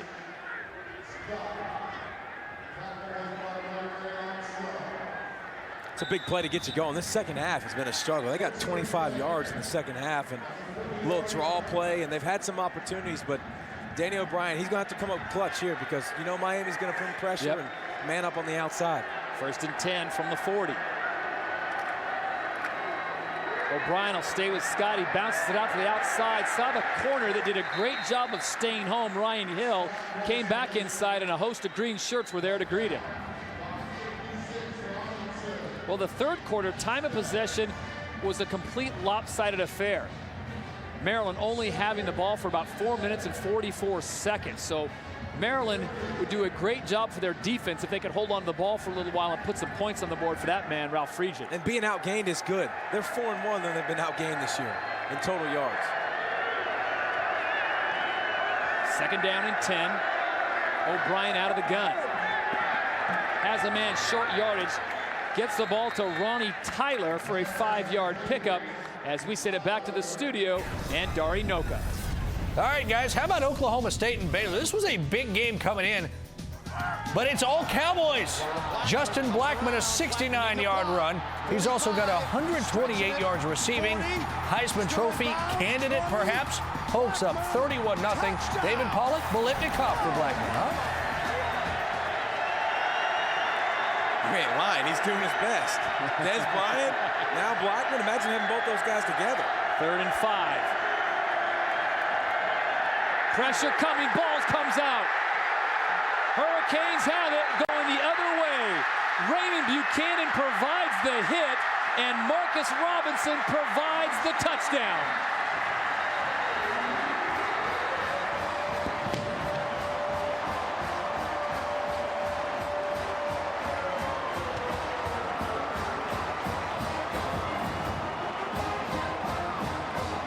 A 55-yard fumble recovery for 6, and Danny O'Brien still wondering what hit him. Yeah, and it's not all his fault, but he has to know, looking at everybody around the line of scrimmage, a blitz coming, and he looks straight to the right and never looks back. And you know that clock in your head as a quarterback you have that usually goes off, and he doesn't get rid of the football. And wow, he got absolutely drilled. And then you see, I like Marcus Robinson. He's fighting with Buchanan. Like, no, I want the ball. You have the ball. No, I'm going to take the ball, and then takes it back to the house. But the refs are talking about something. David Epperly with the call. Face mask on the defense, number 31. The foul occurred before the fumble. It will be enforced from the previous spot. 15 yards, first down. Wow. That is a huge call.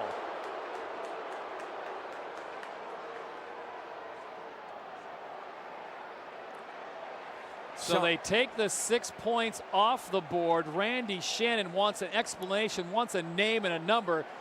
Right now he's just looking for a referee to chew on. They got call on Sean Spence, he's an unbelievable athlete. He's a great player. The coach obviously ain't too happy about it. That was an understatement. So new quarterback now comes in for Jamar Robinson. Danny O'Brien shaking up on that last play. Jamar Robinson in, O'Brien out. Quick pass to the left side. He's got McCree. McCree knocked out of bounds just inside the 10-yard line for an 11-yard pickup. We saw Danny O'Brien, the redshirt freshman, just get absolutely drilled by Raymond Buchanan. So he's shaken up. Looks like he's going to come back on. Jamar Robinson coming in to spell him on that one play. So a big break for Maryland. 1st and goal.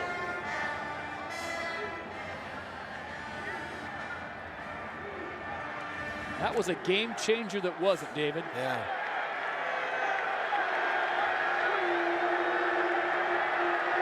David Meggett, the deep setback on 1st and goal. Meggett picks his way at the line of scrimmage, falls forward, tackled about the 5-yard line, a 4-yard pickup. Colin McCarthy, number 44, the senior from Clearwater, making the stop for Miami. Well, this is response time. Defensive coordinator John Lovett looking for his team. They wanted to force turnovers and create a short field, and they've been working with a short field against them most of the day. 9:45 to play. Maryland trailing by 1. Already bowl eligible. Miami looking for their 6th victory. Danny O'Brien under center.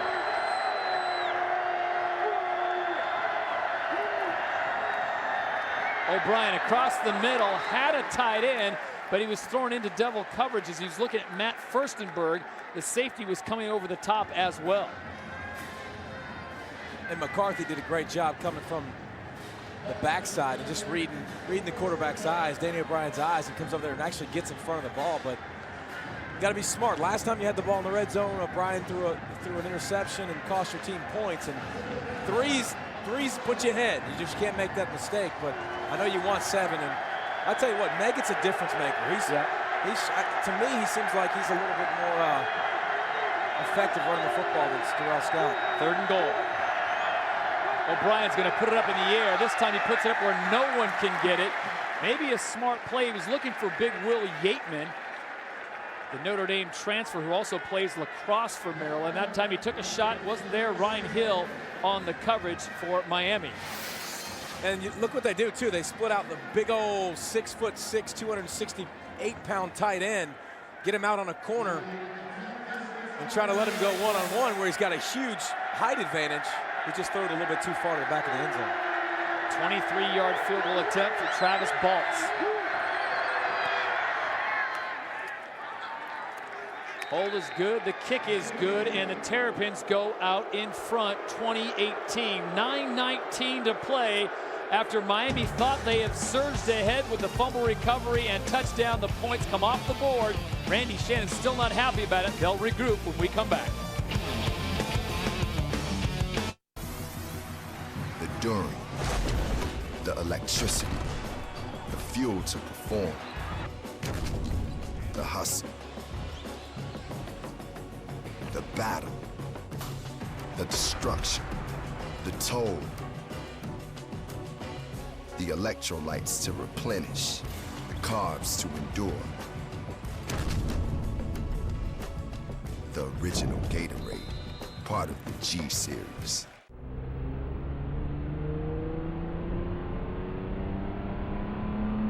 The U.S. government may soon require brake override technology on all new cars and trucks. At Nissan, we think this is a good idea. So we did it. 6 years ago. Nissan. Innovation for safety, innovation for all. Welcome to that one time of year when we all become doers. When our mittens double as work gloves and we turn every room into a project. But this year, let's trim the budget. Get some help from Martha Stewart that we can't get anywhere else and spread our money as far as our cheer. More saving, more doing. That's the power of the Home Depot. We're lowering the cost of Bright Spirits. Trade any light string for $3 off a new LED set.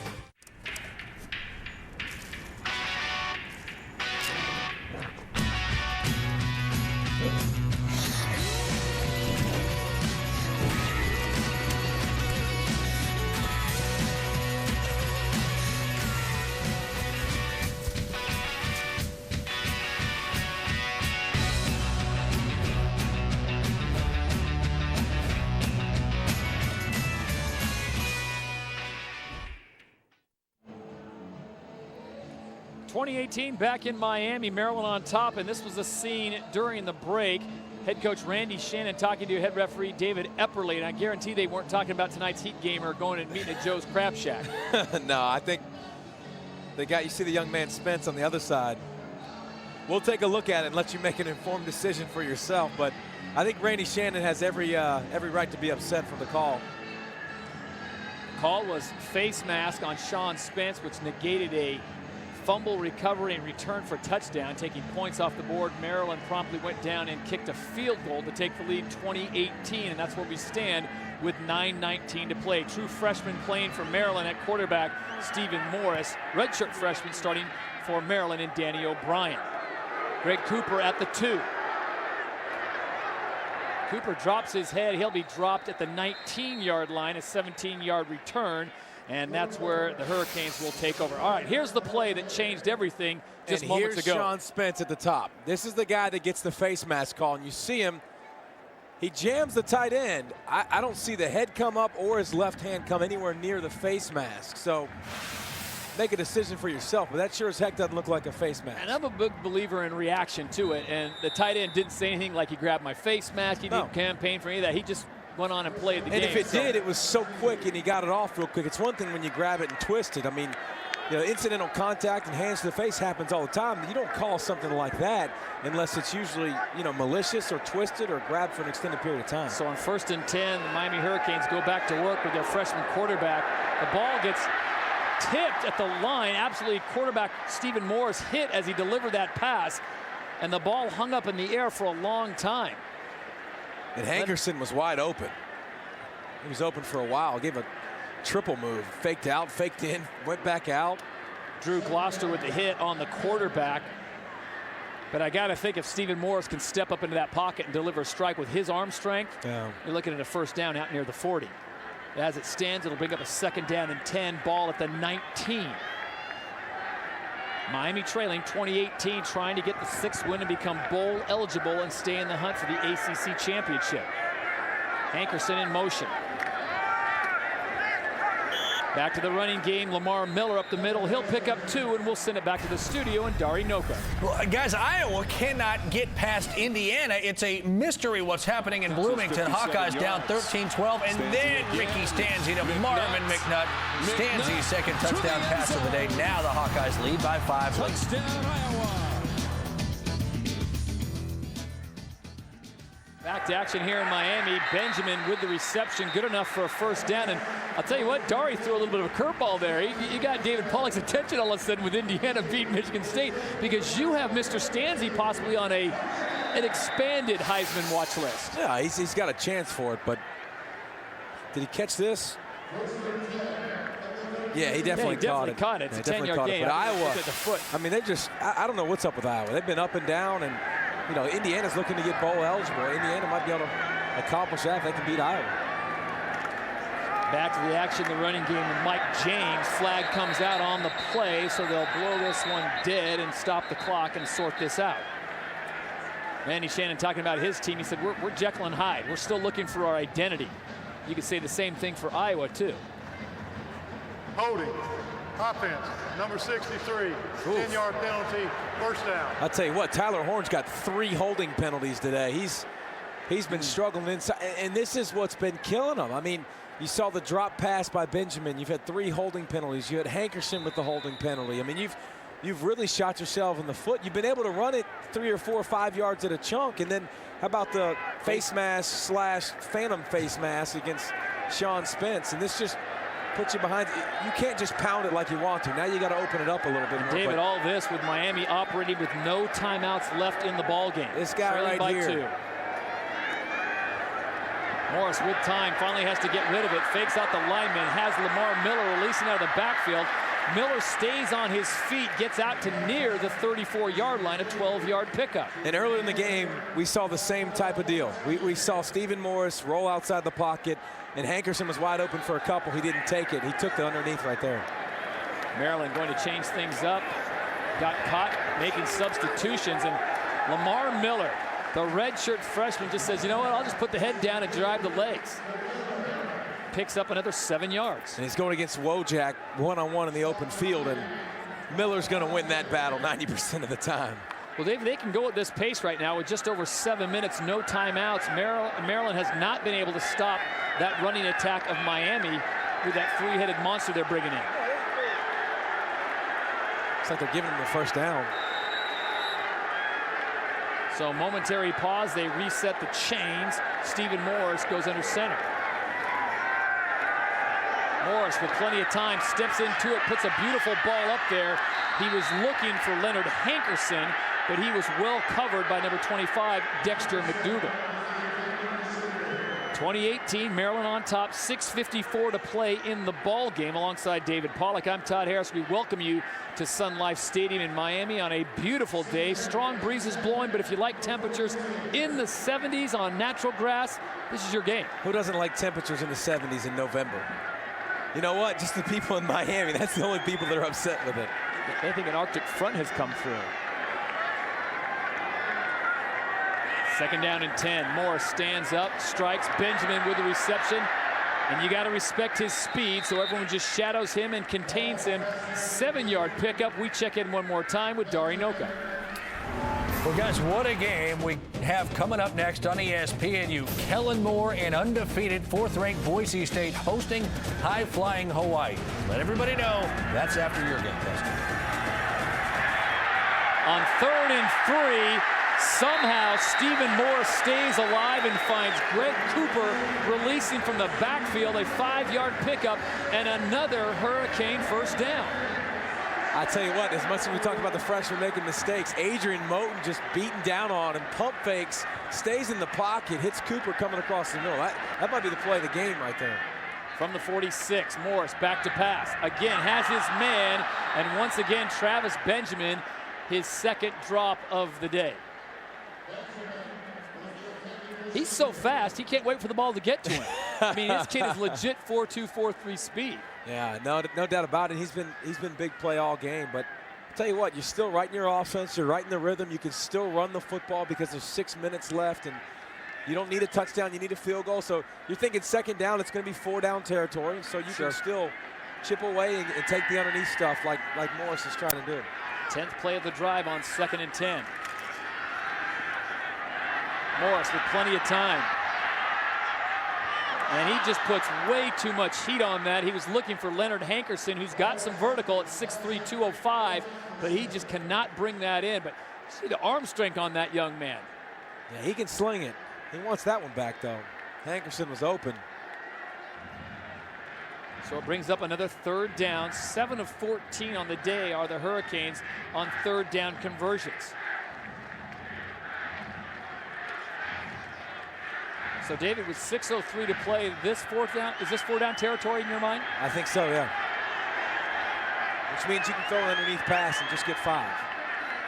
3rd and 10 from the 46. Pressure coming. Morris flushed out of the pocket, and as he's going down, he throws the ball out, but they're going to mark him down back in Hurricane territory at the 48. So it will be a loss of 6 yards. Isaiah Ross, number 56, a sophomore from Greenbelt, Maryland, making the stop. So now it's not 4th down territory now when you take a sack, but Maryland brings pressure. And you see Moten. Moten puts his hand in the ground and rushes the passer a lot, too. He's such a good athlete, but Morris tries to just flip it out there.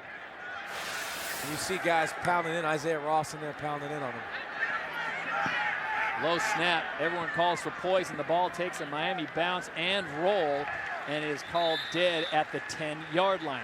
So 5:22 to play. Miami out of timeouts. Maryland with the ball. Coach Shannon hoping the defense will step up. ESPNU, The Battle, Thursday at 6:30 Eastern.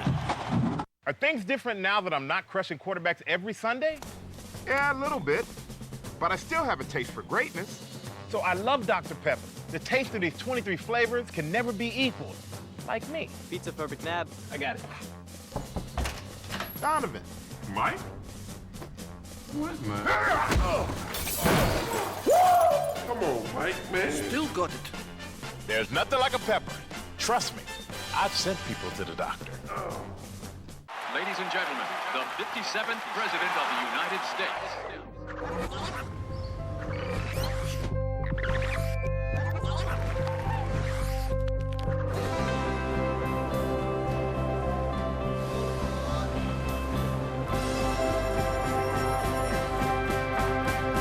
The nation's fastest mobile broadband network. AT&T. Rethink possible. The new BlackBerry Torch with a slide-out keyboard for $199.99. Only from AT&T. National Geographic Channel presents A Planet in Motion. These are the stories of their journey, moving as millions and surviving as one. A global television event, Great Migrations, starts Sunday at 8 on the National Geographic Channel, Channel 276.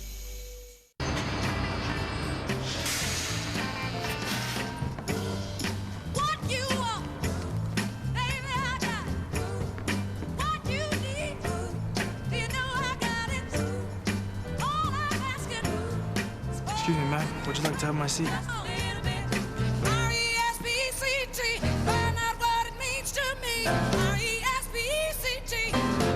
A message from the Foundation for a Better Life. All right, okay, in studio. Don't forget the game coming up next. It is a big one in the national title picture. We're talking Austin Pettis and Boise State hosting Hawaii. Make some time for this one. You may need it. All right, thank you, Darius. We take a look at Boise State, 21-game winning streak for the Broncos, 32-game regular season win streak. I know you love you some Broncos. Oh, they're complete. I love watching Boise. 32-game regular winning streak. I mean, always questionable competition, but they're doing what they need to do. Big series here, 1st and 10, ball at the 10. Danny O'Brien goes under center. They'll go to the running game. David Meggett gets the call. And you got to think here after that 2 to 3 yard gain that Maryland's going to get awfully conservative with ball control. And I like Meggett being in the game. Sure. I like him running downhill, getting positive games. Look at him, 7 carries, 65 yards, 9 yards a carry. I mean, he's a difference maker carrying the football. But it's always tough because you don't want to get too predictable and run because you know you're going to load up the box. But if you get 82 Torrey Smith out there on an island, maybe you take a chance, or Coach Franklin keeps it plain, keeps it vanilla. 2nd and 7, I formation for the Terps. They'll keep it on the ground. Once again, Meggett gets the call. Raymond Buchanan comes up, makes the stop, 1 yard gain. Now the clock continues to run, and that's important because Miami has no timeouts. Yeah, and you see the play clock not even ticking down close to 0. Still at least 10 seconds on the clock. You gotta, maybe a redshirt freshman quarterback doesn't let that run down, but it's the money down, 3rd down. 3 for 11 today on 3rd down conversions is Maryland. This is the biggest one of the game at 3rd and 6. Ball resting at the 13.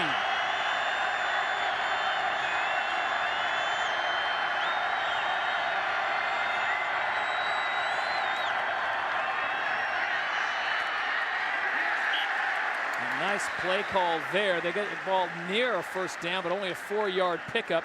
David Meggett handling the ball for Maryland. So 3:46-45 to play, 4th down and 3. Maryland will have to kick it away. Give credit to their redshirt freshman quarterback. He drove the play clock all the way down to about 3 or 4 seconds. Yeah, now's the time.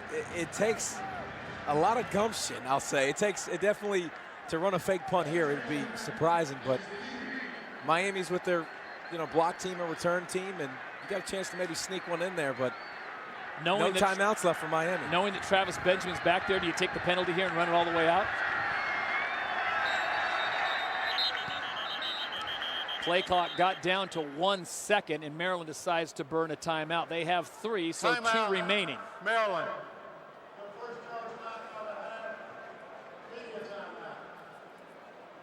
Ralph Friedgen and company doing a little math. 3:11 to play as the clock comes to a stop. They'll punt the ball away and take their chances on defense. From an early age, Timothy Richmond understood that with knowledge comes confidence. In junior high, while abroad, he explained how jellyfish stings can be neutralized with vinegar in perfect Italian. As an adult, Timothy's knowledge of storm cells and tornadoes saved the Newberry Prep cheerleading squad. But when it came time to buy a new car, he was just as nervous as the rest of us. So Timothy got his knowledge at Cars.com, regained his confidence, and got the perfect car at the perfect price. No, not now. Come on, please. Oh, great. Nothing's worse than a dead battery. And nothing's more reliable than a Duralast battery. Engineered to start day in and day out, even under the most extreme conditions. Duralast, proven tough, only at AutoZone. This is Ben Landis, filling his car with quality Conoco gas for the first time. This will help lower his car's emissions and remind it how much it likes being Ben's car, so it will quit trying to ruin his love life.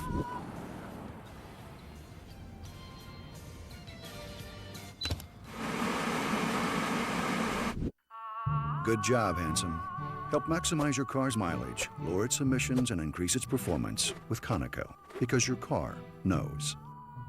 I'm your lucky team, Flag. We've gone through 14 seasons together, but in Flag years, I'm like 130. Now, I'm just holding on by a thread. If you've got cut rate insurance, you could be dealing with this mess yourself. So get Allstate, where agents keep you protected from mayhem like me. Dollar for dollar, nobody protects you from mayhem like Allstate. Aerial coverage provided to you by Goodyear. For precision and performance, get there on Goodyear Innovation. Sun Life Stadium on a beautiful day here in Miami. 2018, Maryland on top. 3:13 to play as Maryland gets set to punt this ball away to the always dangerous number 3 Travis Benjamin, who's standing at about the 35-yard line. And a beautiful punt from Baltz drives Benjamin all the way back to the 20, muffs it, and he has to take it down at the 17-yard line. So a big field for the red shirt, or the true freshman, a 62-yard punt. True freshman Stephen Morris now. It falls on his shoulders. Remember, Ja'Cory Harris, the starting quarterback, knocked out of the game last week against Virginia, concussion. He will not play this week or possibly next week. Stephen Morris, true freshman, from about 5 miles down the road. It's go time. I mean, this is his opportunity. This is his chance. You know, last week he had to come from behind, down 24. Didn't really have a primetime moment. He came back and led up to 3 scores in the 4th quarter. But you know, you've leaned heavily on the running game. 46 runs, 26 passes. This is when you have to pass, and they know it. No timeouts. Time to do it. Coach Mark Whipple, the offensive coordinator, says if we can run the ball 40 times, we can get the win. Well, it's now go time, as David pointed out. He says of Stephen Morris, there's no panic in this kid. We'll see if his words are true on 1st and 10. Back to the running game. Lamar Miller gets the call, the redshirt freshman. He'll pick up just 1 yard, and the clock now goes under 3 minutes. Sticking with the run. Not abandoning it yet. Still 3 minutes, plenty of time. 4 receivers set. Finds his man coming out of the backfield, Johnson. Not enough for a first down, but he keeps it alive. 8-yard pickup. And a good job. I tell you what, that was a low snap. That was a good job scooping it up for Stephen Morris. But Johnson getting upfield, I don't think you have to run out of bounds there. Try to get as many yards as you can. Now you got a 3rd down. Remember, the sticks are still going to move. First 3rd down, and 2. Stops clock. Now he's getting help from LaRon Bird this time. And a flag comes out on the play. And you're probably going to get rough in the passer. Well, it was an 8-yard pickup. Personal foul, roughing the passer. Defense number 72, 15-yard penalty, first down. And Joe Villano, who's had a great game blocking an extra point, that one is going to hurt. See him come in there late and just the extra push, but yeah. Questionable call. Hey, you tell you what, the Spence call, the Villano call, balance them out a little bit. The scales of justice are now even now. Not yet, because the Spence call took 7 off the board for Miami, but that was a little questionable. They like to protect the quarterbacks, though. Ball at the midfield mark on 1st and 10. Morris, flush from the pocket, can run. Thought about throwing it, still on his feet, and he is held up and absolutely popped. 2 things. You see him slinging that ball around when he's buying time in the pocket. Yep. 1, you got to get rid of it. 2, you can't sling that thing around and put yourself in a bad position when you do get tackled, a fumble. 59, David Mackel being very active on there. Villano comes out of the game, and the clock continues to run under 1:30 to play. Catch is made. Bird keeps it. They'll say, well, the Maryland coaches say he's still in bounds. And the clock continues to run. It's a 9-yard pickup. Great throw to the sideline there. There's the strong arm we heard about. I mean, he slung that one out there to the sideline. Flags come out. Oh, false start. The self-inflicted wounds continue. I mean, penalties at bad times. False start. Offense, number 85, 5-yard penalty, 3rd down. I don't get to work with you every week, but that's one of my pet peeves. Oh, I know. A wide receiver cannot jump off sides. That is not allowed. You're looking straight at the football. That's a senior. That's a primetime player. You can't make that. And that's not. You can't make Randy that Shannon's going to go crazy on that. 10 penalties for 100 yards. 3rd and 11. More flags. That might be on Maryland. And Maryland does get the timeout. Didn't have the right personnel. But the clock is now down to 53 seconds. Miami out of timeouts with a true freshman quarterback trailing by 2 points. The ball at the 49-yard line of Miami. Coach Pollock, what do you draw up? Well, obviously it's 4 downs. You got 2 downs to score. Bosher, you want to get him in field goal range. It's not necessarily all about the touchdown. I mean, a field goal wins the ball game. So you want to get at least a chunk back. But, you know, this is a type of play that I don't think a quarterback draw is a bad call if you like your quarterback, but something to try to get it near the sidelines, either get it out of bounds or get the 1st down. Ja'Cory Harris, the regular starting quarterback, out of this game with concussion-like symptoms. He is in the huddle talking to that young freshman, Stephen Morris. Matt Bosher, the senior from Jupiter, Florida. Keep your eye on him, number 25, warming up. His career long is 52 yards, which means Miami's going to need to get to the 35-yard line. Unless he's got more in his leg than that. Well, the wind blowing, and looking at the flags, it's kind of a swirling situation.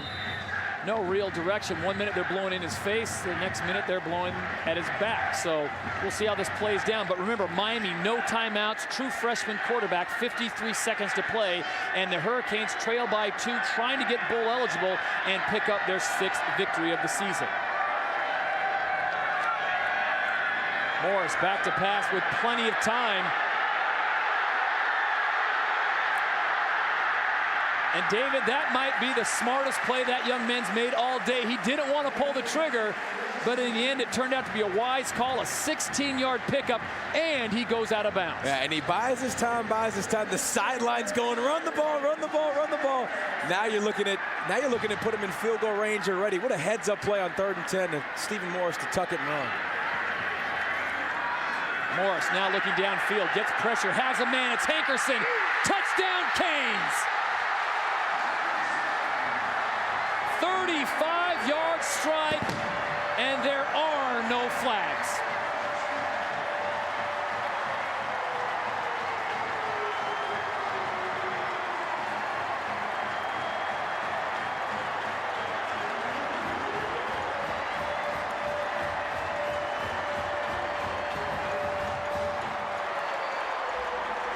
I think we've seen a freshman grow up today.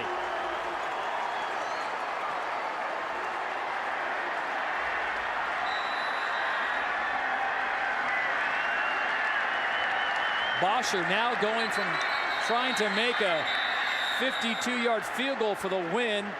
Now just looking to convert his first PAT of the day. Flags come out.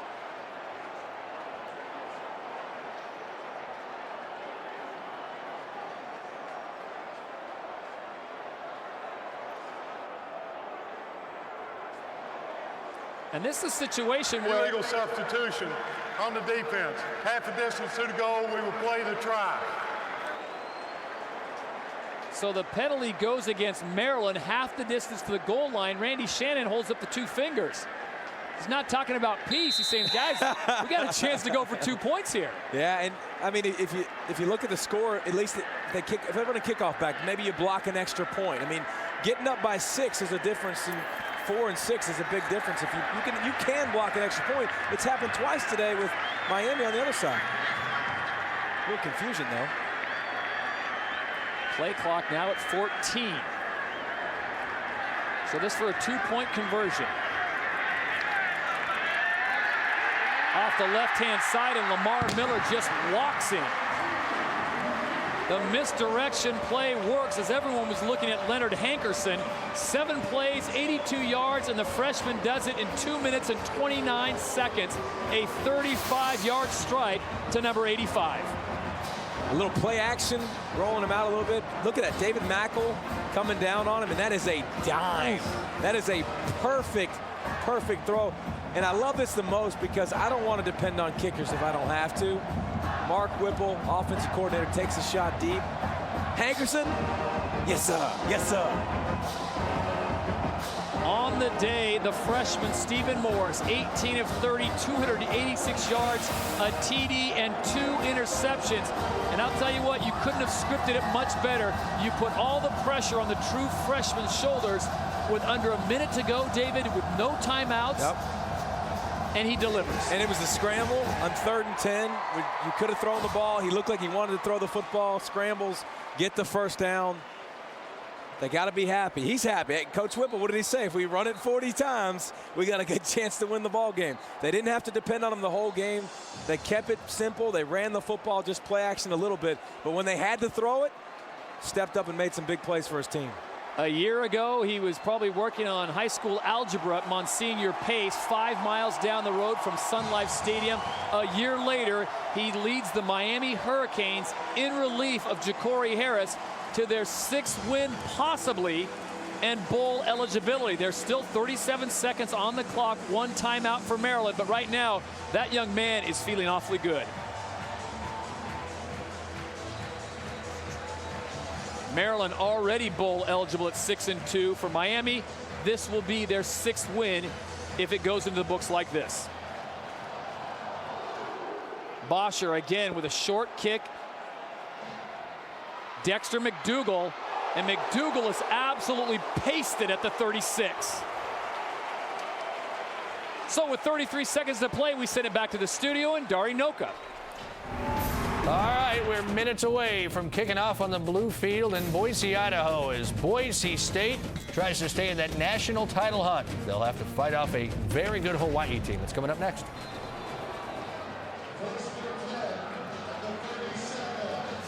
All right, thank you very much. 33 seconds to play. 20-26, Hurricanes on top. Flags come out before the play can get started. Remember, Maryland has 1 timeout. Start. Offense. 5-yard penalty, first down. You talk about penalties being the killer. Yeah. Maryland racked up 100 on the day, 10 penalties for 100 yards, and here they find themselves with a 6-point lead with 33 seconds to play. That'll back Maryland up to the 32. Redshirt freshman Danny O'Brien at quarterback, scrambling to his right. Goes across the field. He was looking for number 82, Torrey Smith, unable to get it to him. On the day, though, Miami, 504 yards of total offense, and that coming from a true freshman. Yeah, that's a season high. I mean, that's the most they've had this year. And we talked about Ja'Cory Harris being out, Damian Berry being out, starting tailback, starting running back. Done a great job, and it's been the big plays. It's been the big passing plays when they were there, and really a commitment to running the football for Mark Whipple and this Miami team. Well, Coach Shannon and Mark Whipple, the offensive coordinator, they've got themselves a good one in true freshman. Mr. Morris really grew up today on the big screen. 26 seconds to play, 2nd down and 15. O'Brien back to pass. Pass is complete. Adrian Cannon is loose, and he's still on his feet, finally pushed out of bounds at about the 42-yard line. So hold everything here. Maryland with 17 seconds and a timeout. That's a 28-yard pass catch play, and the Terps are driving. You got a loose cannon, man. You got to make that tackle. I mean, it's funny because this is what Miami does. And John Levitt, they love to play man-to-man coverage, and they expect you to tackle when you need to. You wonder if they'll back off a little bit, give themselves some space, because they got to score a touchdown. There's only 17 seconds. O'Brien fires across the middle, and he hits the defender, Brandon Harris, in the back. Harris was just running with the receiver. He was looking for Laquan Williams, a former DB, number 3, the senior out of Baltimore. I don't know if you call that dumb luck or what, but Brandon Harris with a big play there, his back knocking the ball down. So 13 seconds to play, 1 timeout, 2nd and 10, ball resting at the 42-yard line.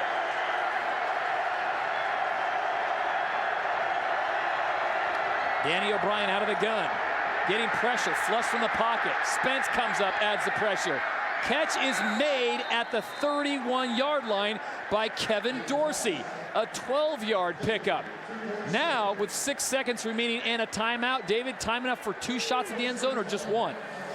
Well, I don't know if he got 2 times for the end zone, but how about Dorsey? He's come up big today. He's made big play after big play, and 3rd down conversions, big touchdowns. Looks like he had possession, got out of bounds, and you can make it a more realistic shot by throwing something quick and getting a 1st down and calling a timeout. 3 receivers set. O'Brien's going to take a shot at the end zone.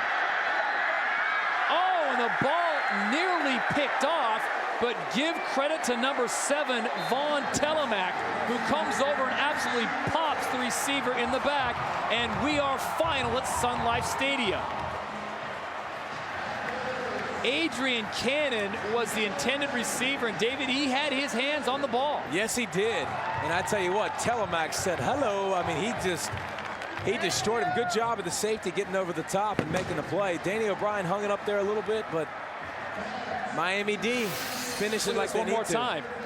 He stepped out of bounds regardless. You see the ref's hat right there. So it wouldn't have counted regardless because he's out of bounds. But look at Telemack come over there and say, no says I. The sophomore from Long Beach, California, Vaughn Telemack, providing the exclamation point, but what a performance by that young man. Once again, our final score, 26-20, Miami with the victory. Coming up next, Hawaii and Boise State.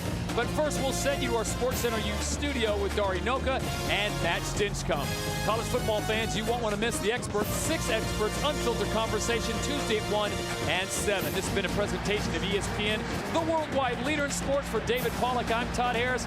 Right now, we send it back to the studio and Dari and Matt.